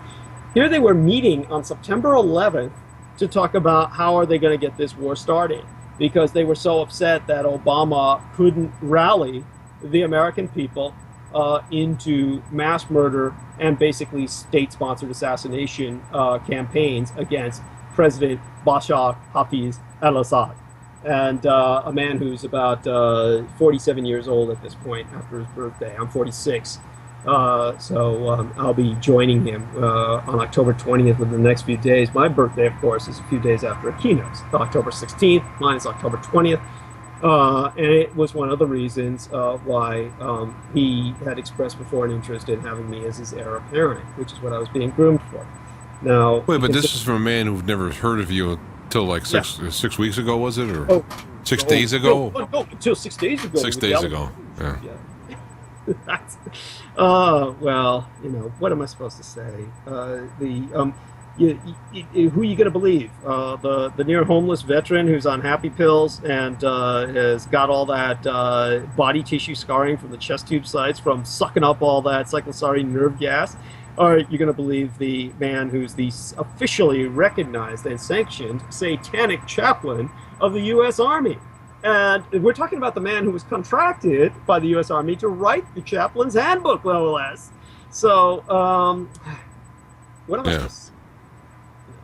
I don't know. It's amazing that of all things to be done, that they would bother to come after you. But why is that? It's because, as I said, and I've said this shortly after your couple of shows, of all the people I've ever interviewed in my 11 years, and it's including going back through Art Bell, I would say that you're the only person that really has real damaging info that could blow off the real mask to see what's behind it. So of course, once it gets, as I say, it seeps into the public, it kind of just like soaks into the public. They're afraid that the people who are waking up, for example, the no war coming, this information might really set a fire. But hold on, we'll come back for the final segment with Douglas Dietrich.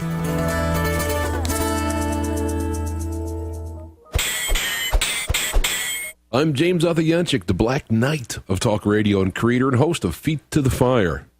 Have you ever noticed the high volume of commercials on most talk shows? It is to the point that it seems like topics are the bait and the guests are the fillers to sell products. I've made a conscious decision to keep disruptions to a minimum and provide more uninterrupted time for the real reason you tuned in. You hear guests with more time to make their points, allowing me and listeners to intuitively and intelligently formulate questions by having less interruptions to break the stream of consciousness. Feet to the Fire may be free to listen to, but it's not free to provide. We rely heavily on donations to offset the expenses of producing the show. If you like what we are doing and enjoy the show, why not consider donating via PayPal or a major credit card from our website, feet2fire.com. Or write us at Feet to the Fire, P.O. Box 511, Minooka, Illinois, 60447. Thank you. The Psycho Killer. Ah, yes. We're back live with Douglas Dietrich as we went through a whole thing with the controversy, I guess, that's with Colonel Michael Aquino, retired, taking him on, so to speak, saying, you didn't say that. You said this. That's not true. That's not true. And we just went through a couple hours of, no, actually, I didn't say that. And actually, this stuff is public knowledge. So, and I mentioned that if there was going to be a on-air debate, live debate on it, that I could offer an area, kind of a ground that it can happen on. Though I will have to bring out my holy water along the way here. But back with Douglas Dietrich live as we come into the last segment here. We started out with the Syria aspect, and want to continue. You know, one of the things that I think is great about this is that what is not happening. What is happening? Okay, we have. Last week I had Janet Phelan on with hacked emails from contractors who were talking about how they did the gas that was supposedly done by this regime that'd be overthrown. And what we're seeing is, because of the internet and the real instantaneous communication we have this ability to bring this evidence out real quick before they have a chance to hide it. And it, like I say, it soaks into the public, and then the public keeps hearing things, and then when they come out and talk, they finally get sick of it. If you've seen the movie V for Vendetta, there's one point where you have this mouthpiece, we'll say a talk show type host who is used by the administration. You see the people watching him just going, yeah, that's bullocks, and stuff like this. That's what it comes down to. It seems like it is self-destructing if we can just keep on keeping awake and paying attention and saying no. And I think that's what makes it so intriguing. That Aquino, I do need to go back to this for just a moment, because I think it is important. That's what makes it so intriguing, that he's taking the position of authority, that he's taking the position of where's Dietrich's documentation for military service, etc. That's interesting that he's taking this position of litigious, pedantic, documentarian stance, when, of course, the entire purpose of so much of what the government does is records and documents destruction. The medical experimentation that I spoke of was, of course, very much investigated during, of all administrations, the William Jefferson Clinton administration. And the people who investigated many of these crimes committed by the Central Intelligence Agency in terms of mind control experimentation, to the point of altering people's perception of reality by basically placing the lysergic acid, the LSD, in their coffee makers without them knowing about it, or the coffee distributors at their workplaces and stuff like that. Basically, these kinds of horrible things that resulted in people jumping out of windows. Basically, the committee that investigated that under the Clinton administration came up with, and by the way, the name for that was the President's Advisory Committee, and their final report is available in a book titled The Human Radiation Experiments, and that was published in 1996 by Oxford Press. So I do advise people to read that. And when the committee studied all of these experiments conducted on humans without their knowledge by U.S. government agencies, they found out that all of the records for these experiments were incinerated. They discovered that the records of so much of the nation's recent history, this is a quote from the book, the records of so much of the nation's recent history have been irretrievably lost or simply could not be located, and only the barest description remained for the vast majority of many experiments. And the Department of Energy claimed that all of the pertinent records of its predecessor organization, the Atomic Energy Commission, which injected people with plutonium, uranium, fed radioactive elements to retarded children in their breakfast cereals at care provision homes, etc.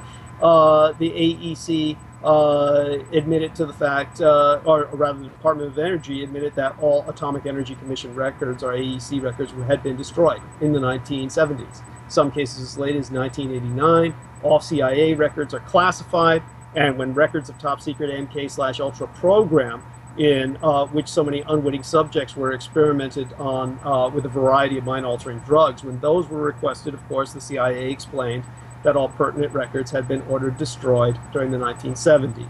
when the program became a national scandal upon driving many of its victims to murder and suicide. So maintaining security for the government by keeping secrets from the taxpayer is legal. Federal records management law, and I can say this definitively as a Department of Defense, a former Department of Defense librarian, federal records management law provides for the routine destruction of records to hide responsibility of any department that works for the government.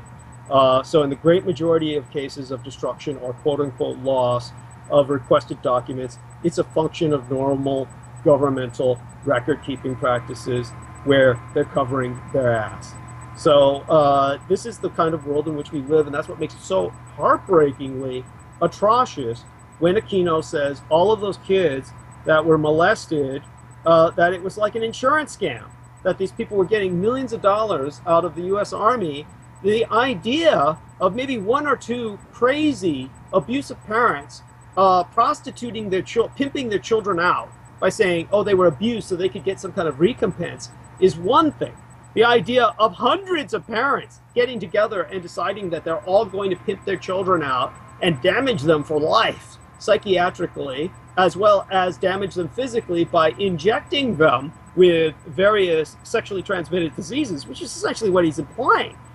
That's beyond absurd. It's insane. It's an insane thing to even say. And he says it, and one can only imagine the callousness of consciousness this individual must have. To give you an example of why I wake up screaming at night, there was that one case where I listened to Lady Gaga's Bad Romance over and over again for months because it kept locking me compulsively onto the line where she kept saying, I don't want to be friends. I want your love. I don't want to be friends.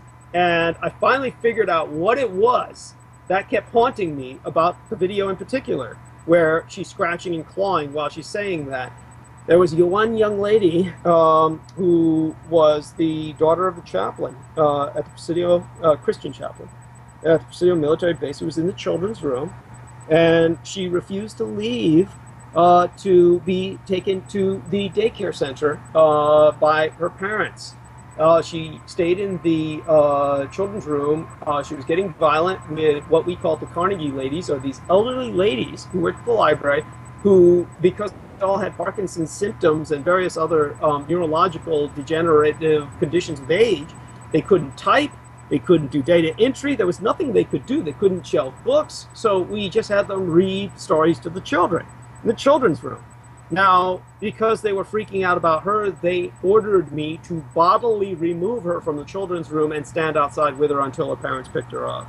Now, when I went in to get her, she was scratching at my eyes and left trail marks with her nails that lasted for months, screaming, I don't want to be friends, I don't want to be friends. And all of that is because of that typical molester's approach to children, let's be friends. And that's where that comes from. So these are the kind of memories that I'm haunted by. And one can only imagine what kind of dreams he must have.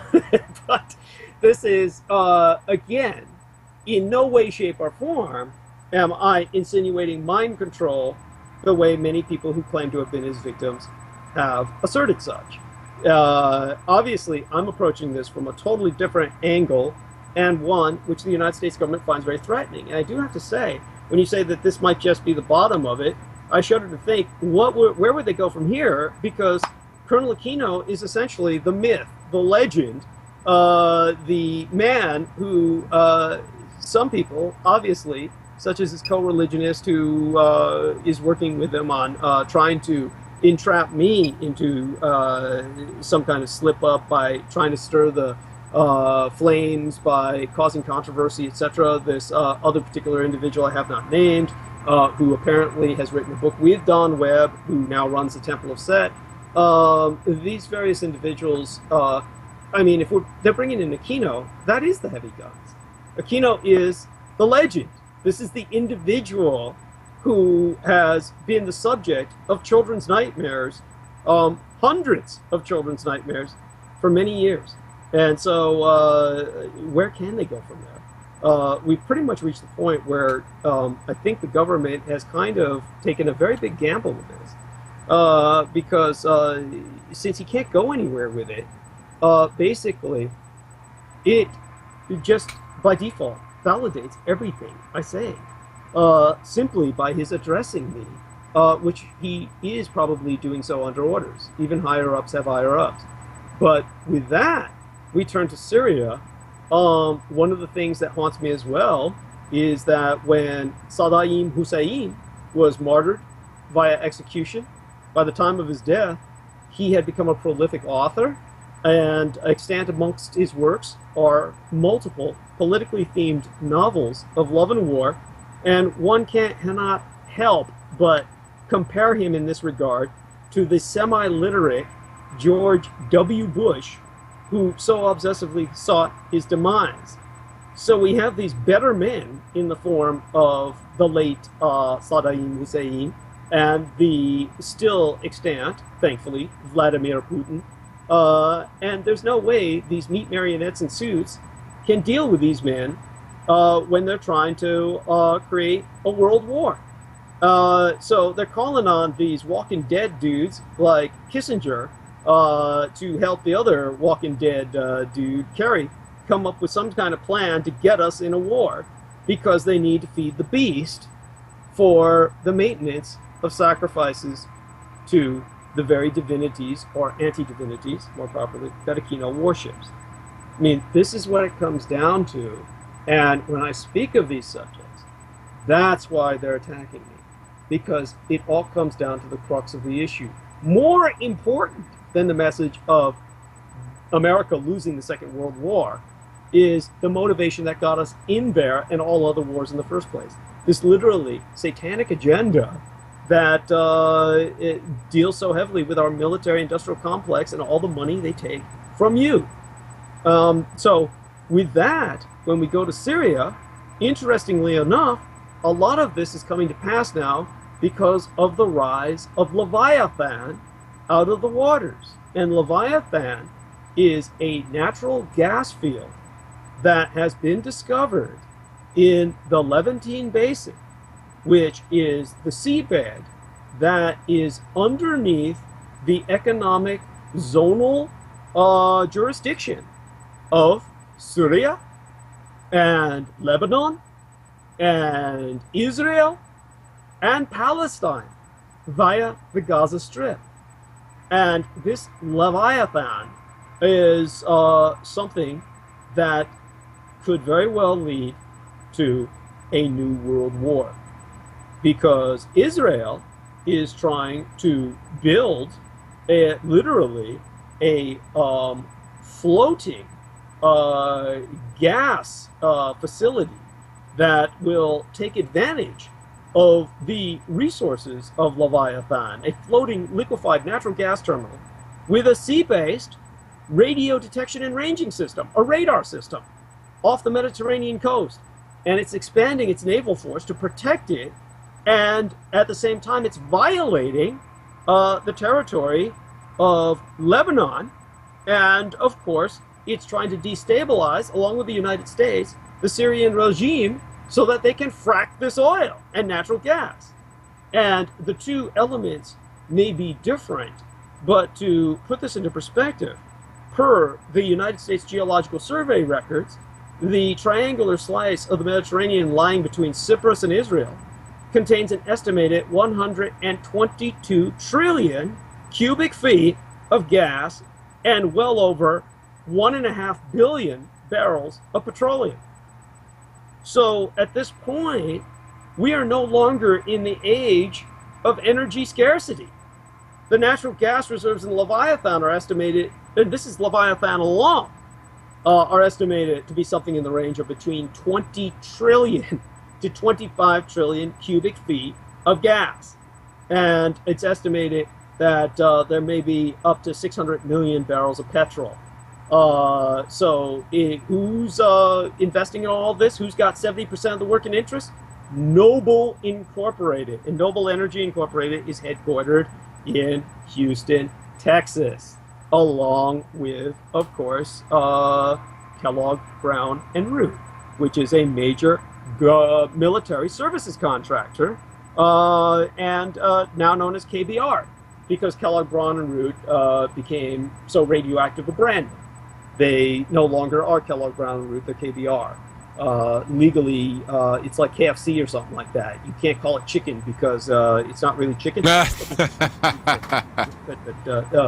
so now, what's KBR famous for? By the way, KBR is infamous for kidnapping Filipinos and forcing them to work as slave labor in windowless warehouses in Iraq, where the heat outside is up to 100 or 110 degrees. They're famous for incidents like a KBR employee, a female, being locked in a containment box after she was gang raped by other fellow KBR employees.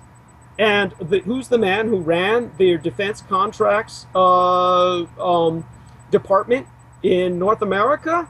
He's a young man who now is the director of Blackwater, which of course has been renamed Academy, ACADEMI, to emphasize the fact that they're a security training organization. And this individual's name is Wright. His last name, I believe his name's Tim Wright. Last name spelled W-R-I-G, like the Wright brothers. By the way, the woman who is the I'm trying to remember her name. Her name is Suzanne Rich. That's her actual middle name, Suzanne Rich Folsom. Now, I first heard of her when I was working with my good friends at the Gap. Now, the Gap is the Government Accountability Project. I thought you were selling jeans there for a minute. Yeah, no. They Fall into the Gap. Well, they were protecting corporate, government, and international whistleblowers since 1977. They've been around a while, and I used to leak a lot of information through them. Now, they received a lot of numerous reports from bank whistleblowers alleging widespread abuses at the World Bank's Integrity Project, which is basically the investigation of internal and external allegations of misconduct and fraud in the World Bank. Now, the person who was investigated was, of course, this lady, Suzanne Rich Folsom. That's where I first heard of her. She was ultimately run out of the World Bank when the president of the Federal Reserve filed a report on her and her corruption. So where did she go to work? She went to work for AIG. And at AIG, when it was run into the ground, that was that insurance giant. That was one of the great sucking black holes that took our economy down the drain. When she was finished with AIG, she got $1 million golden parachute and she landed on the lawn of Academy, the renamed Blackwater. She is now the person in charge of making certain that they obey federal laws. She's their regulatory compliance chieftainess. So you've got this private army that is contracting, no bid government contracts, getting back into Iraq, where they are infamous for massacring civilians. And you've got ethics chiefs for them, like the former Attorney General John David Ashcroft, the face of the Bush administration's Patriot program in terms of surveillance. The man who told dissidents that dissent only aids the terrorists. And these are the individuals who are running the world's most infamous private army of contract killers. Ted Wright, that was the name of the young guy now who's the director. He's the CEO. He's the corporate executive officer, Ted Wright, of the renamed Blackwater. So, by the way, and who is the man who is their director? He's the CEO. The director is the former attorney to William Jefferson Clinton. He is, what's his name? John Jack Quinn. And Jack Quinn, of course, is an individual who used to work with Philip Morris in creating scam science to tell everybody how safe smoking was. So, it's here you've got all these winners who are bringing you war as a privatized business. And, I'd really like your response on that, because there's almost nowhere I can go with that. No, it is. I mean, that's just one of the things from your message is that the whole point of the war and the moon and all this stuff is a combination of making big money from the scientists and the companies who make the items, as well as an occult themed background to it. So I mean, that is that's the message that should be getting out to people, is when you're dealing with so-called Christian America, that you have these Bible-thumping people who are like, we're going to support America, by golly, we're going to go fight them ragheads, whatever.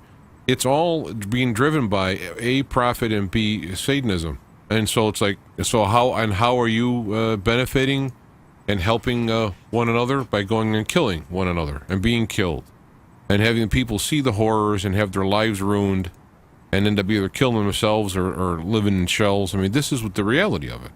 And this is why your message isn't pretty. It's not sexy like space aliens going to come save the world or whatever. It's the hard, cold truth that we're being run by Satanists, as well as people who worship the dollar. Yes. Well, you got about 2 minutes, or even less. You want to say something in closing? How can people see you, get a hold of you, listen to you, etc.? Please do me a favor and do support me by buying my DVD set. And the people who say that, oh, I can't believe you're selling DVDs. Well, what am I supposed to do? Subsist off of the oxygen I suck in after I expel verbiage? I mean, but at any rate, the DVD set is well worth it. It's 2 for the price of 1. Go to DouglasDietrich.com. www.DouglasDietrich.com. Douglas is spelled with 1 S.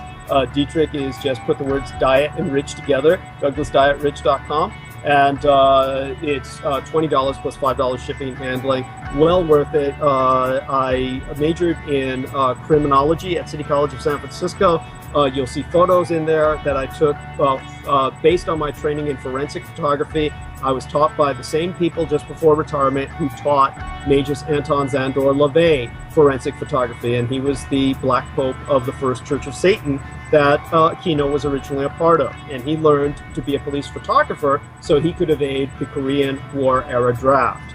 Now, I learned from those people how to take photographs surreptitiously, so you'll see images of both animal and human sacrifice victims that took place on the Presidio military base. You won't see them anywhere else.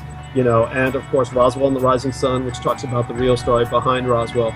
That, of course, Aquino is pushing the antithesis of. And think about it. When you've got the satanic chaplain of the U.S. Army and Richard Dolan and all these guys telling you it's aliens, including Kevin Randall, who tells everybody on air that Iraq is a wonderful place to live but doesn't move his family there. I mean, you've got to start rethinking the entire little gray man giving you all your technology bullshit. All right, well, we're up against the wall here, so we have to go. Once again, yet another long interview. It would have been another 2 hours had I not pulled the plug. So we'll talk again, and don't forget Revolution Radio, which is at freedomslips.com. To hear Douglas on Saturday and Tuesday, and of course his Facebook page. Just search for Douglas Dietrich, and you will find it. Douglas, thanks again, and we'll be talking. Much love and light to you and yours, sir. Thank you so much. Back at you.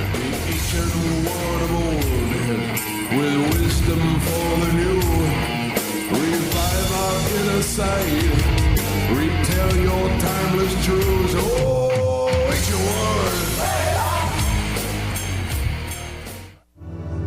yours. Feet to Fire is a production of IPS Media Works on the OnSync Radio network of stations.